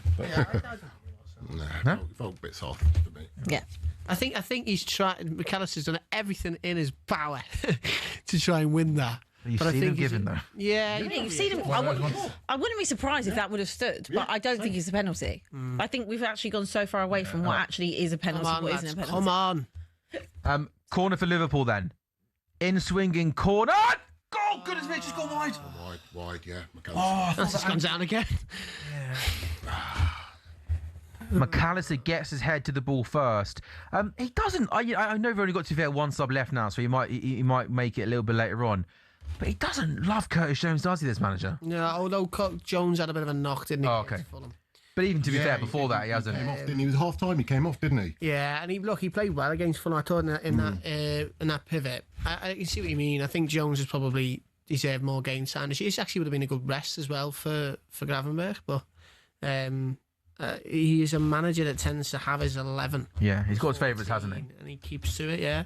And that's where you're probably seen the downsides of that a little bit this year at times as well, where you think he just needs to freshen it up a little bit, but sensible rotations. I think when he does make rotations, he makes wild ones. Like when he plays supports like right back every week was a bit crazy. Yeah, why would you put one of your best midfield player right back? Powerful players on the pitch who can hoover up the most ground, who is just naturally designed, tailor-made for box-to-box play. Where did you put him at right back? It's supposed like right back now. McAllister, Gravenberch, the two. Wirtz playing behind Gakpo, Salah from the right, and Romero from the left. I think Gravenberch had one of his better games. Yeah. I've seen him in long times everywhere. Flicking to Salah! Salah! Oh, he goes down. He can't get the shot away again. But it's been all Liverpool. I know it has. Absolutely peppered them. I know. Go on. So much better. Give it to Ngamoa. Give it to Rio. He's going to hit it. Do you know? He drives me mad, mate. How is he giving a free kick? Really let Liverpool down. And the PSG just cannot keep the ball. Kick in the second half. Haven't had a kick. Just cannot. Do you know what it feels like? It feels like the Villa away. Same point last year, quarter-final, second leg, and the suffering. Now, there was a 15... What was the first leg? It was 3-1, and then we went 2-0 up at Villa Park, and Villa scored 3 times. And it feels like... Yeah, that's right. It feels like that, but just an extended period of suffering. Because that's what it is. PSG are suffering. And they've got to have a spell of possession. They have to calm this down and get a spell of possession, but they just can't keep the ball when they do get it. Well, this is a confident Liverpool now, isn't it? Yes, hats off to Liverpool. Absolutely. Who could you bring on though to just get a little bit more dominance? Your midfield is completely non-existent at the moment. Yeah, at the moment, this is where you want Vitinha, but Vitinha just seems to have just. Oh no! Gakpo into Wirtz, good defending to McAllister. It comes back out to Kirkez. He gives it to Ngamoa inside the box, left hand side. He comes in. Phil, get a shot away, kid. Oh! He cuts in on that right foot. Powerful effort, and the keeper does well there to catch it and not spill it. Very good. I mean, we've been critical of Safanov there, but he's held on to that. In these conditions as well, he's held on to that well. Really well done. But so good from Rio. I mean, just so much. But that's why I want to see more of him. Confidence, expression. It's not been knocked out of him yet. Salah doesn't do that anymore. Gakpo can't do that. Wirtz is too safe in possession. He's the only player we've got on this team who wants to be... I should say, I think Rio's properly grown as well, which is such a testament to him. I think he's grown in terms of the impact he's having on games, because he kept doing that initially when he first came into the team and it wasn't quite paying off. But with that goal against Fulham, you can tell his confidence is sky high. That's brilliant. Brilliant, you've hunted the ball back again. Come on. Rio's got it again. Rio, comes in the box. Cut inside. Do you know what? One thing I would say about him, I'm a big fan of him. What he will learn as he gets older and better and more intelligent is when to release it. Because it does feel like 9 times out of 10 he wants to get a shot away, which can sometimes work, but then sometimes can be a detriment as PSG finally venture into Liverpool's half. And I tell you what, the space for Dembele, get out to him, he gets the shot away, and you know what? Just like that, it's been absolute domination from Liverpool all second half. And that's the difference, right? We've had possession, we've had domination, we haven't got that quality in the final third. Dembele on his left foot scores, tie over. And you were talking about suffering. Do you think they just knew suffer, be compact? That was always going to happen. That on the counter attack, and then go on the counter. If they've done anything under Luis Enrique, is that they've learned how to suffer. how to suffer and how to find a way to win while suffering for long periods. That is what they've built up, particularly this season. They dominated teams last season. This season it hasn't been the case, but they've learned to do that so well. I don't want to pick out one player here, by the way, but I can't believe Alexis McAllister's still on the pitch. He's struggling to get around the pitch. He's still trying to lead the press, and he hasn't got the legs for it anymore. But that's just... It's a moment of quality, isn't it? The way he shifts it onto his left foot. I mean, they're all pretty lackadaisical at trying to get out to him. The keeper gets down, can't keep it out. I mean, is that in the bottom corner of the net?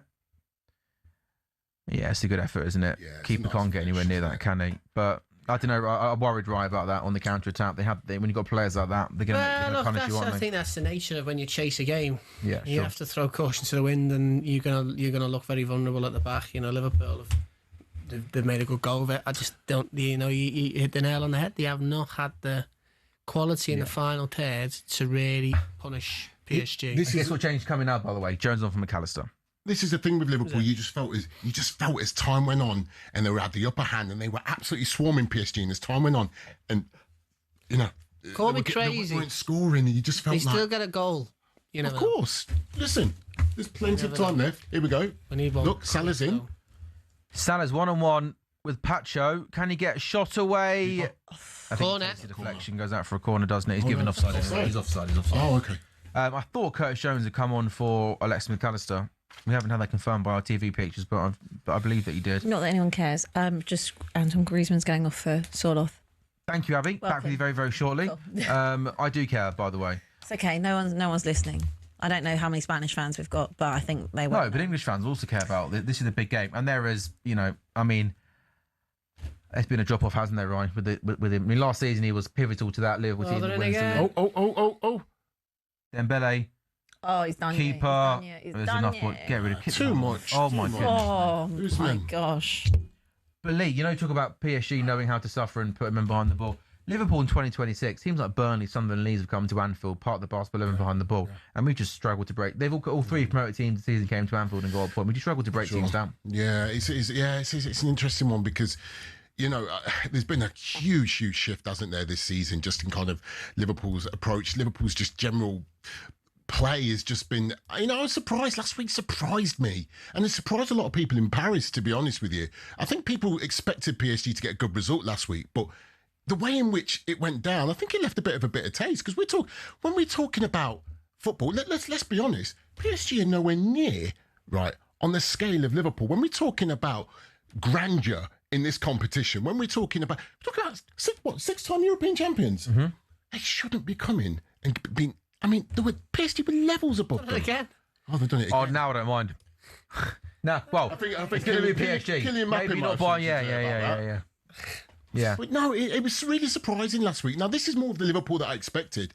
Right, just have a go. Do you know what angers me about the performance tonight? Where the hell has this been for the last 3 months? Like, they turned up tonight and are running and fighting and put up a decent effort. Some of these players this season, and the manager's going to get the sack at the end of the season, by the way. Yeah. He's going to lose his job. Yeah. But some of these players this season have been nothing short of an absolute disgrace. The way they walk through games, no fight, no intensity. Everyone's come to Anfield this season. It's not just good teams like PSG. I mentioned those three promoted teams have come to Anfield and got something. Again, the manager's going to lose his job, but some of these players, their intensity's dropped, the quality's dropped, the fight's dropped. And you'll know this better than me, right? Liverpool fans very rarely boo, don't they? Or leave games early. It happened against Tottenham. It happened against Man City. And I've been watching Liverpool. They played it right today. I can't believe how many times I've sat and watched Liverpool this season, jaw open, at how bad we've been. It's been unbelievable. This same group of players won the Premier League in absolute cancer last season. The drop-off has been absolutely astonishing. Yeah. Got a potential red card here in Barcelona, Madrid. We think it's on Eric Garcia. They're just checking. Go back to your chat. No, I think it was a last man tackle. Atleti went through, and the referee, they're checking for a red card. Oh, he's in trouble here, isn't he? He's going over. A tangle of legs. I think he was the last man. It's so clunky. Everything from Salah's is so clunky this season. Corner. Bar that boy put in about 20 minutes ago. Get one. All over the top. What was the ball over the top was lovely. Abby, can we have an update, please? The referee's walking over to the screen to go and check, to go and decide if it's a red card. It will likely be a red card because he's going over to the screen. And then Barca, you imagine, will almost be out of the tie. Yes. Mo Salah, corner, keeper, he punches, just about gets enough on it. I think, by the way, his mate's coming around to help him out there. He's sending him off. Yeah. That's a red card. Wow, yeah. Atletico Madrid have pretty much got, 1 foot and 4 toes in the semi-finals of the Champions League. A red card has been given. Barcelona 2-1 up on the night, but 3-2 down in aggregate, and they are now down to 10 men. I didn't know whether his mate was coming around to maybe help him out, possibly. I guess he was going through on goal, wasn't he? Yeah, he was through on goal. Okay. It's probably, let's have another look at it, just from... Yeah, I think he does. It's sort off, isn't it? He goes through. I think there's definitely contact, isn't there? And then he puts his arm on him. Maybe not loads of contact, but possibly enough. It does look. I tell you what, is there more contact in that than the Liverpool penalty that wasn't given? Come on, Clara. I mean, he's fuming as he's walking down the tunnel, throwing his shirt. Would you feel like that? I won't take my top off in the public scenario setting. What about the shacket? I'll take the shacket off. That's fine. Yeah. But yeah, you would think at this point for the next. I wouldn't. All right, leave me alone. What did you just say? I don't know. Laughing at me. What did you say? Don't know. Oh. Yeah. Yeah, okay. Yeah, you would think at this point that Atletico could see this out, couldn't you? So that tees you up for a potential Arsenal, let's say, yeah. Or Sporting. Yeah, or Sporting. Sporting. Well, especially if this goes into the back of the net, right? Yeah. Liverpool 0, PSG 1, PSG 3.5. Julian Alvarez has got a free kick for Atletico Madrid, about 25 yards out, right-hand side of the box. All he goes goalkeeper side. Goalkeeper makes a good save. Go on. I want to see Barca go. I think Barca are a fun team to watch. Maybe Marcus Rashford with some magic. Let me dot the I's, cross the T's. Is looking bleak for Liverpool at the moment. A decent performance, but not enough quality in the final third. Liverpool 0, PSG 1 has been Nabele late in the second half, scoring the goal for PSG that you'd imagine will send them through to their 5th semi-final in the last 7 seasons in this competition. Barca 2-1 up, Atletico Madrid 3-2 down in aggregate, and they are down to 10 men as well. So 10 men down, a goal to get on aggregate. Plenty of work for them to do. What a night it has been in the Championship for Portsmouth. 3 minutes to go in this game. Portsmouth leading Ipswich by 2-0. Portsmouth started the evening 1 place and 1 point above the drop zone, so they go 4 clear of the relegation zone. The team in 23rd are Leicester. They play them this weekend, Saturday 12:30. Live commentary on talkSPORT 2. Southampton are set to go 17 games unbeaten, beating Blackburn 2-0 at St Mary's. 11 wins, 3 draws in the league since their last defeat in mid-January. Also got through to the FA Cup semi-finals as well. They started 5th place, 5 points above 7th place Wrexham. They win.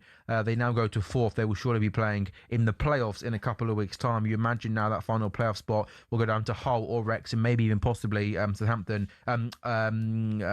Middlesbrough, sorry, I should say, could possibly get dragged into that. Maybe they're in a wretched run of form in the Championship. In League One, Bolton dumped Stevenage 5-1. Bolton are 4th, 11 off the top 7 clear of dropping out the playoffs. Big win for them. Huddersfield 1, Cardiff 1. Huddersfield 8th, 5 off the playoffs. A win tonight for Cardiff would have virtually promoted them, but still got a big gap on the teams below them. They should be playing back in the Championship next season. Leyton Orient 0, Mansfield 0. Leyton Orient 18th. They're now 4 above the drop zone. A bit of breathing space for them. Port Vale rock bottom. They draw to Barnsley, who are 12th in mid-table. Wigan 3, Rotherham 0. Rotherham becoming the first team to be relegated from League One this season. And finally, in League 2, Barrow 23rd, 4 off safety with 4 games to play. Pick up a massive win against Oldham, chasing the playoffs, 4 points off the playoff places. Cheltenham 2, Gillingham 1. Both those sides are safe in the table. Chesterfield Grimsby was Chesterfield inside the playoffs, just above Grimsby outside the playoffs. Chesterfield beat Grimsby by 2-1, and Colchester 2, Accrington 1. Colchester 9 of the playoffs, so that win gives them a tiny bit of hope. There is just 3 games to go, though. Liverpool 0, PSG 1. Lee, is there almost like the aim for PSG is to win the Champions League this season? You win it last season, the quality in that team, the aim is to go back to back. Absolutely. I mean, very few teams do it, really, do they? I mean, it would be incredible if they did, especially the fact that, they've had such little rest time the summer, but they just come to life. Luis Enrique always says, it's about peaking. When you peak, like peaking at the start of the season, this back end of the season, not coming top of your group. They're quite happy to finish in the playoff places and build momentum. Did that last season as well, didn't you? Last season as well. Yeah, it works for them. Yeah. The fact there's a tried and tested method. They want to go back to back. I know that this won't appeal too much to this audience, but in France, to be able to kind of stick a finger up at Marseille and say we've got 2 European Cups and you've got 1, because this time last year, Marseille were the only French team to ever win this cup. Okay. PSG could go for a second. That's a big thing for PSG. Big thing in France, yeah. Luis Enrique, like you sometimes hear him being linked with the Man United job or possibly coming to England. Like, where do you think he's in it for the long haul at PSG? How long's got left in his contract? So his contract runs till 2027. They're deep in talks to, he is going to extend. It appears he will. It's going to extend either to 2029 or 2030. After that, I think that will be the natural end of the cycle. PSG fans won't want to hear that.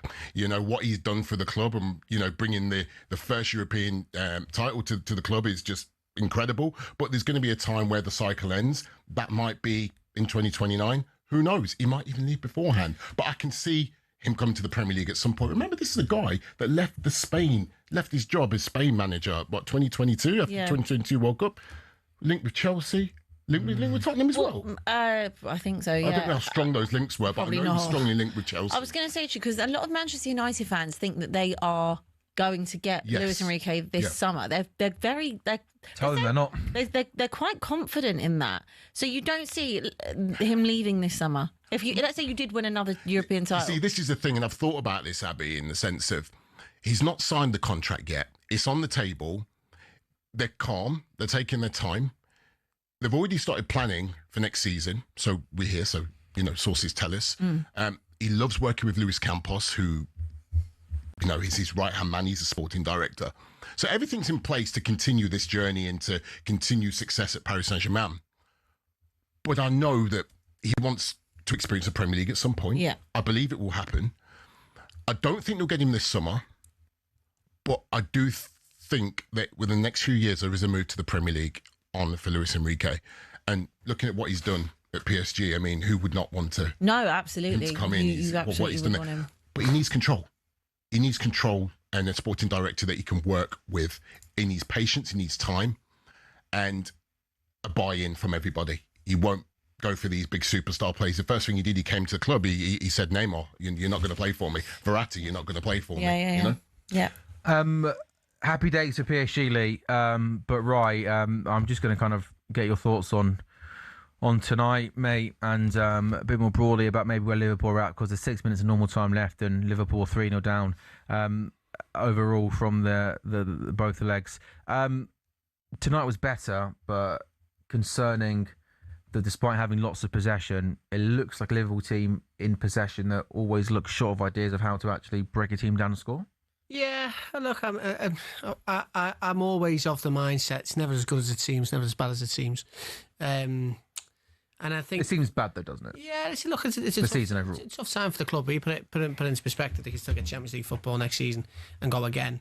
And the summer's going to be odd anyway, isn't it, with the World Cup and how teams are going to be able to come back from that. Liverpool are looking to strengthen as well. They'll get a Salah replacement in, you would imagine. They'll probably bring in some. I think a 6 is priority, mate. Into midfield, but I think actually 2 wingers. Ben Jacobs was saying recently at talkSPORT that 2 wingers are on the horizon at Liverpool. They want to sort of create a player and someone who's going to replace Salah.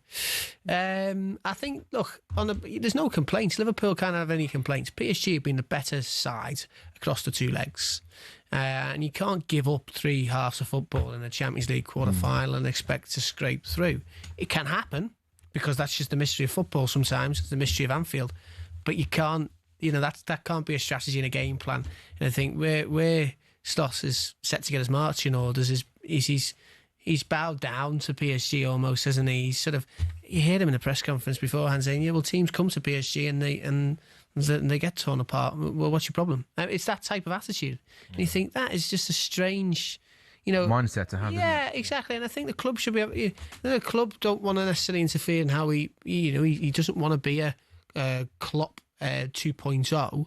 He's going to be his own man, fair enough. But you can't really be coming out and suggesting that Liverpool, can't go to Paris and win.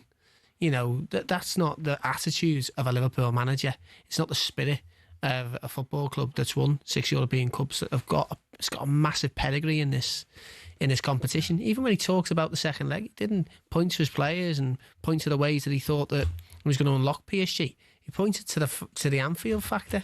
Well, Anfield's been fairly subdued by the football this season, and although you could tell it was rocking tonight, that you need more. We need more. Quality. We just lack quality. Yeah, massively, yeah. Do you know on the point you was making? It's unfortunate though, isn't it? You know, when it rains, it pours for anybody. And for even Isak gets fit, then look, he's goes down in the same game, right? Isak's out for 3 or 4 months of the campaign. You know, Ekiti goes out the first 20 minutes. He's forced into a change he doesn't necessarily want to make. He's made a big call in not playing Salah, but Isak didn't really offer much in that first 45. So, but you know, you're chasing. It's all hindsight, isn't it? If Liverpool scored a goal in the first half when Marquinhos pulls in that amazing block, or they're fortunate to get that penalty, then all of a sudden the moments that those things happen, it can flip the game on its head. But as soon as they score, and they scored at that point in the game where Liverpool have exhausted their efforts, had such a strong spell, and didn't take anything from it, then it was always going to be. You'd always then look like you're chasing shadows, which, you know, if you turned on now, you'd think this Liverpool team are a shadow of the former selves, you know, but you would have saw hallmarks of them trying to get back to a similar place in that first part of the second half, you know? There'll be a lot of fight and desire on display, but it's just not necessarily coordinated, and it's not necessarily, you know, built in. That's how they thought they would hurt them. Like, you haven't really seen any patterns today where you thought, yeah, that's how they thought they'd get through PSG. I don't think we've seen any patterns all season, really, have we? Like, I think, and that's ultimately why I do think Arne Slot is going to lose his job in a couple of weeks' time, because I think, you know, after we won those first 5 games of the season, we obviously feels like we've struggled from pretty much all of it. I don't think at any point in the season has Arne Slot been able to find a system, a way to bring the best out of these players and to get us controlling and winning games of football. And ultimately, that's why I think he's maybe been a little bit out of his depth this season in not being able to find. And almost, you talk about the 5 at the back here at Paris. I think he almost did that out of just desperation, out of being like, I'm not sure what to do next. One thing I haven't done this season is to go 5 at the back. So we talk about players dropping off in form. Talk about recruitment in the summer. All those. Canate, the header just goes wide. All those points are true. But ultimately, I think the manager has got to take responsibility at the end of the season. And I wouldn't, going into next season, in another summer where new players are going to have to come in, I'm not sure I'd be confident in Arne Slot leading the club first game of next season. No. Absolutely. It does feel like, even kind of from a distance, feels like he's run out of ideas. Yes. It feels like his race is run. This was his last opportunity to just get the fans on side or just to create some kind of magic. But he just feels like the light's going out, doesn't it? And very, very quickly. Yeah, and right, what about the player? Like, you can talk about tactics all you want, but do you think some of the players in terms of their... Absolutely, yeah. You know, like, McAllister's legs have gone. It sometimes feels like it's too easy for teams to play through us. Is it too simple to point to a lack of effort at times? Yeah, definitely. You know, and I don't know if the World Cup's got something to do with that, and they've been pacing themselves. But there's been games, and also I don't know. You know, you say you can point to tactics or you point to players. There is a deliberate sense of the training at Liverpool has massively decreased in terms of the intensity, and that worked wonders last year, coming off the back of a season where Liverpool... And by that, right, you mean stories come out that players get a lot of days off and stuff like that? Yeah, and also, but no, it's deliberate. You know, look at Canate. You see the plus side. Look at Canate. Canate, before Slot came in, couldn't really pull together that many significant runs in the side. But then since Slot come in, I mean, he's always fit. So there's something that they're doing in the training that allows, you know, that they're known for their... there's killer. Second goal of the evening for PSG. And a second goal of the night from Ousmane Dembele. Barcola gets played through down the left-hand side, and he keeps his composure. He goes across goal, and Dembele's there to tap the ball into the back of the net. Yeah. A sad way, a sorry way for Liverpool season to end. Half-puffed, no quality, no creativity, no idea how to break down a PSG team who have got that quality in the final third. An absolute disaster of a season. A team that walked the league last year, spent £450 million in the summer, have had their pants pulled down over 180 minutes of football. That started from, you just see the replay there from Szoboszlai. Really, really poor. Walking, mate. They're walking. Get the ball away. Just, you know, it's just a 5-yard pass. Really simple. And there you go. It's done and dusted, isn't it? But yeah, just, you know, PSG, you're right. They've deserved it over the 2 legs. I think Liverpool needed to get that first half goal, really, to make any kind of fist of it. But it's just not gone in. Enough, you know, much improved Liverpool performance, and hopefully they can take that into the final few games of the season as they push for Champions League football. But you know, this is the end of the road, not just for Liverpool, but for Slot. Yeah, I think this is it. He's going to get sacked in a few weeks' time. I mean, there's absolutely no doubt about that. I think top 5 or not, I don't care what briefings are coming out of the football club. I think the fans have lost faith in him. We've seen that. There's no doubt about that. And I think his position is going to become untenable over the summer. I think you have to thank him, respect him for the work he did last year. I don't want to sound as an ungrateful fan, because obviously me and Ryan are both in the same. We've seen our team win 2 league titles in our lifetime, and I'm not being like arrogant or cocky and just being like, I'll get rid of him. What he did last season was unbelievable, and I thank him for that. But this can't carry on like this, can it? No, not at all. And that's the sort of nature of cycles a little bit. We are seeing a Liverpool team that's losing Salah, Robertson, some of the leaders of that camp. There's even reports that Alisson, who's just literally signed an extension.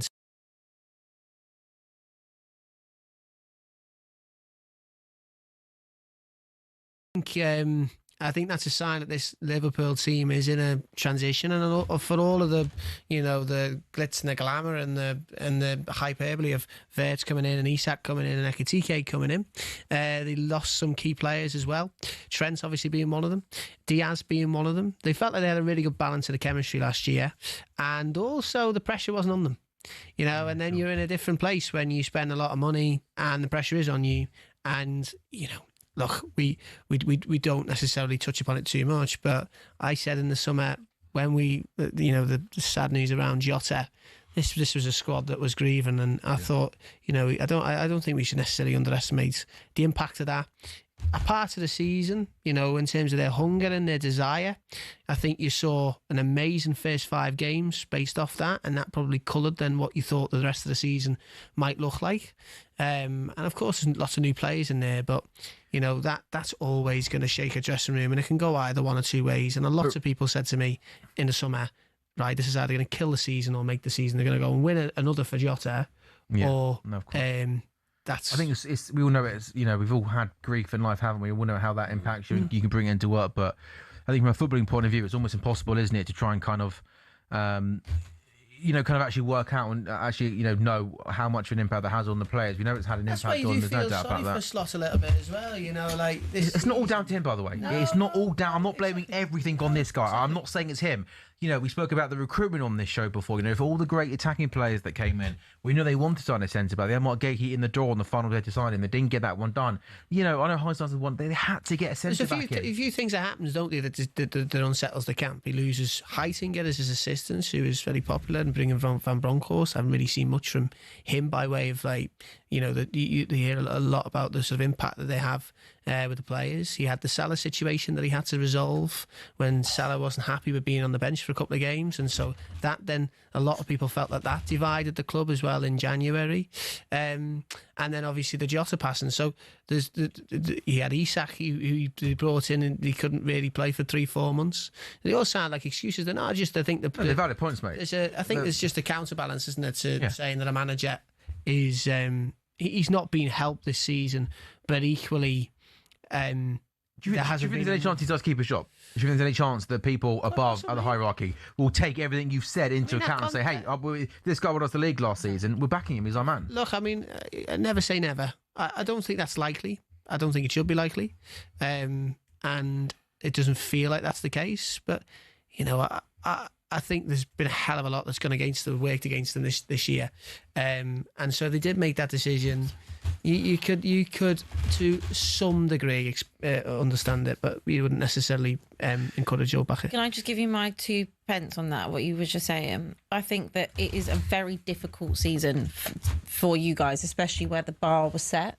But like you said, before a ball was even kicked, there was losing a player like Jota off the pitch, generally experiencing that amount of grief, what that does to a club, and those individuals, they're all his friends. I think that is a massive part of the mentality early doors. Obviously, you were getting over the line in the first couple of weeks of the season, first 5 games. More by luck, I think, than judgment. More by luck, definitely. But what I would say is there's so many factors as to why Liverpool haven't performed this season. I remember us sitting here having this same conversation like 3 months ago.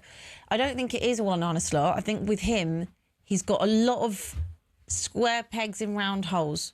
And I think that how much of that is down to him, how much is that down to your recruitment and Michael Edwards, etc., that's another thing. But I do think he did an amazing thing. You haven't won that many league titles in a long time, right? And I don't know, is it worth giving a third season? You said to me last year about Ange. Would it be worth giving a third season? I'm just asking you the question. No is my answer. It's been a mess. I think he looks short of ideas. I think he's a little bit out of his depth this season. I would say no. Abby, thank you very much for this evening. Right, good man as always, Lee. Congratulations. I'm gutted, but you're a good man. Congratulations. Good luck for the next round. Confirmation Liverpool 0, PSG 2 on the night. PSG winning 4-0 on aggregate. Atletico Madrid also go through to semi-finals. TalkSport Goals back on Sunday. If you're watching on TalkSport's YouTube channel or your smart TVs, don't go anywhere. The Sports Bar's next.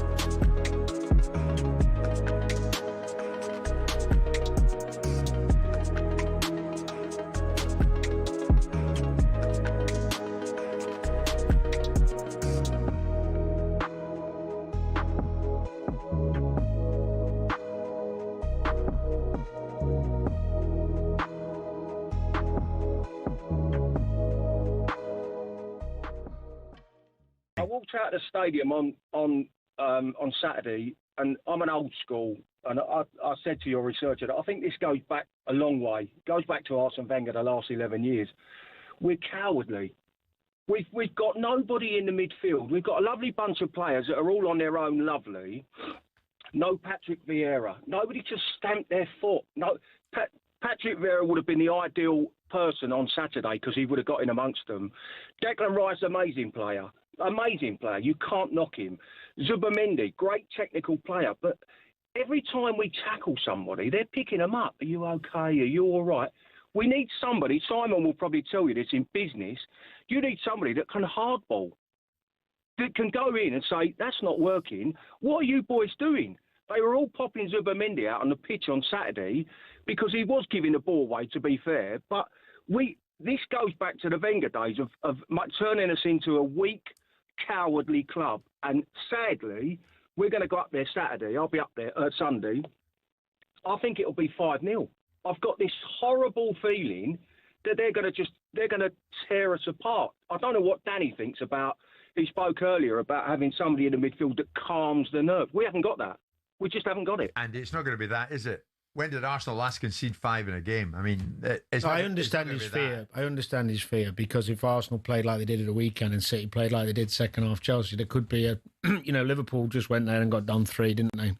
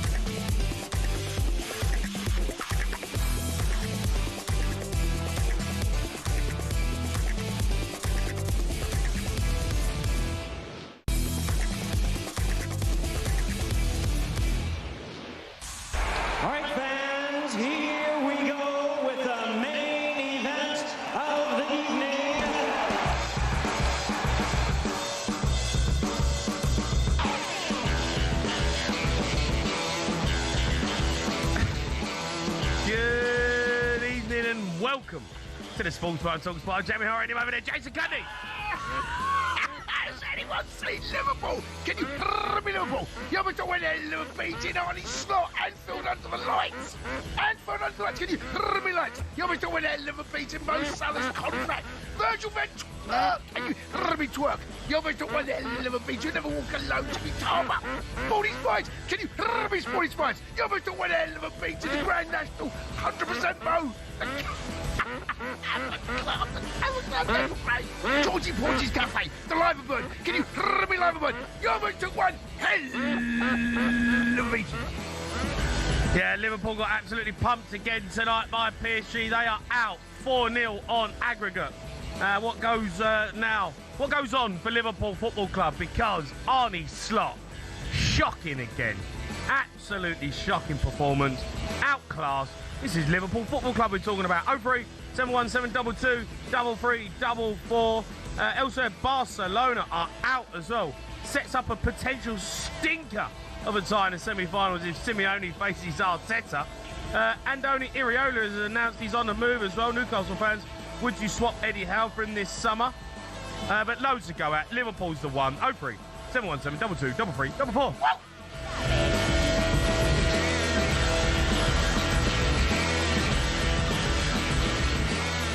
Hello, matey. How are you? I'm all right, thank you very much. How are you? I'm all right. Yeah. I don't feel like I ever talk to you now. I just talk to Mars. I forget what I look like. I know. Like, genuinely, for 3 hours, I forgot what you look like. I wish the team stopped losing then, and I won't get the mask out. The old slot mask. I don't know if that slot mask will be coming out next season, mate. You think he's gone? Don't know, Joe. Look, they were outclassed tonight, Liverpool. They are a brilliant side. I said when they knocked us out, the gap that I saw at Stamford Bridge that night was huge. Absolutely huge. Liverpool had a go. Unfortunately, they lost the tie over in Paris. That's where the tie slipped between their fingers. Setting up the 5 at the back, offering no real threat going forward, handing them, almost waiting to get beaten, and to come back and expect to try and claw something out of that game. Look, second half they had a go, but they had a go without like any real. Never really hurt them. Yeah. Never really. You know, like I watch Liverpool. You know, they used to like just score goals for fun. They'd attack, they'd open teams up. I watch Liverpool now, and I'm like, they had a go. You say, yeah, they had a go second half. They showed their teeth, but PSG defended ever so well. Special though, is it? No, it wasn't anything special. And unfortunately, they got. I don't think it's a penalty as well. By the way, the McAllister. Do you know? I'm surprised that the referee went over to the television because I think it's soft. But once the referee gives it, and there is contact, there's no doubt about that. There is contact. No, he's only down. He's gone down easy. He's gone looking for it. I totally agree. But that's not the reason Liverpool got knocked out tonight, mate. That's not the reason.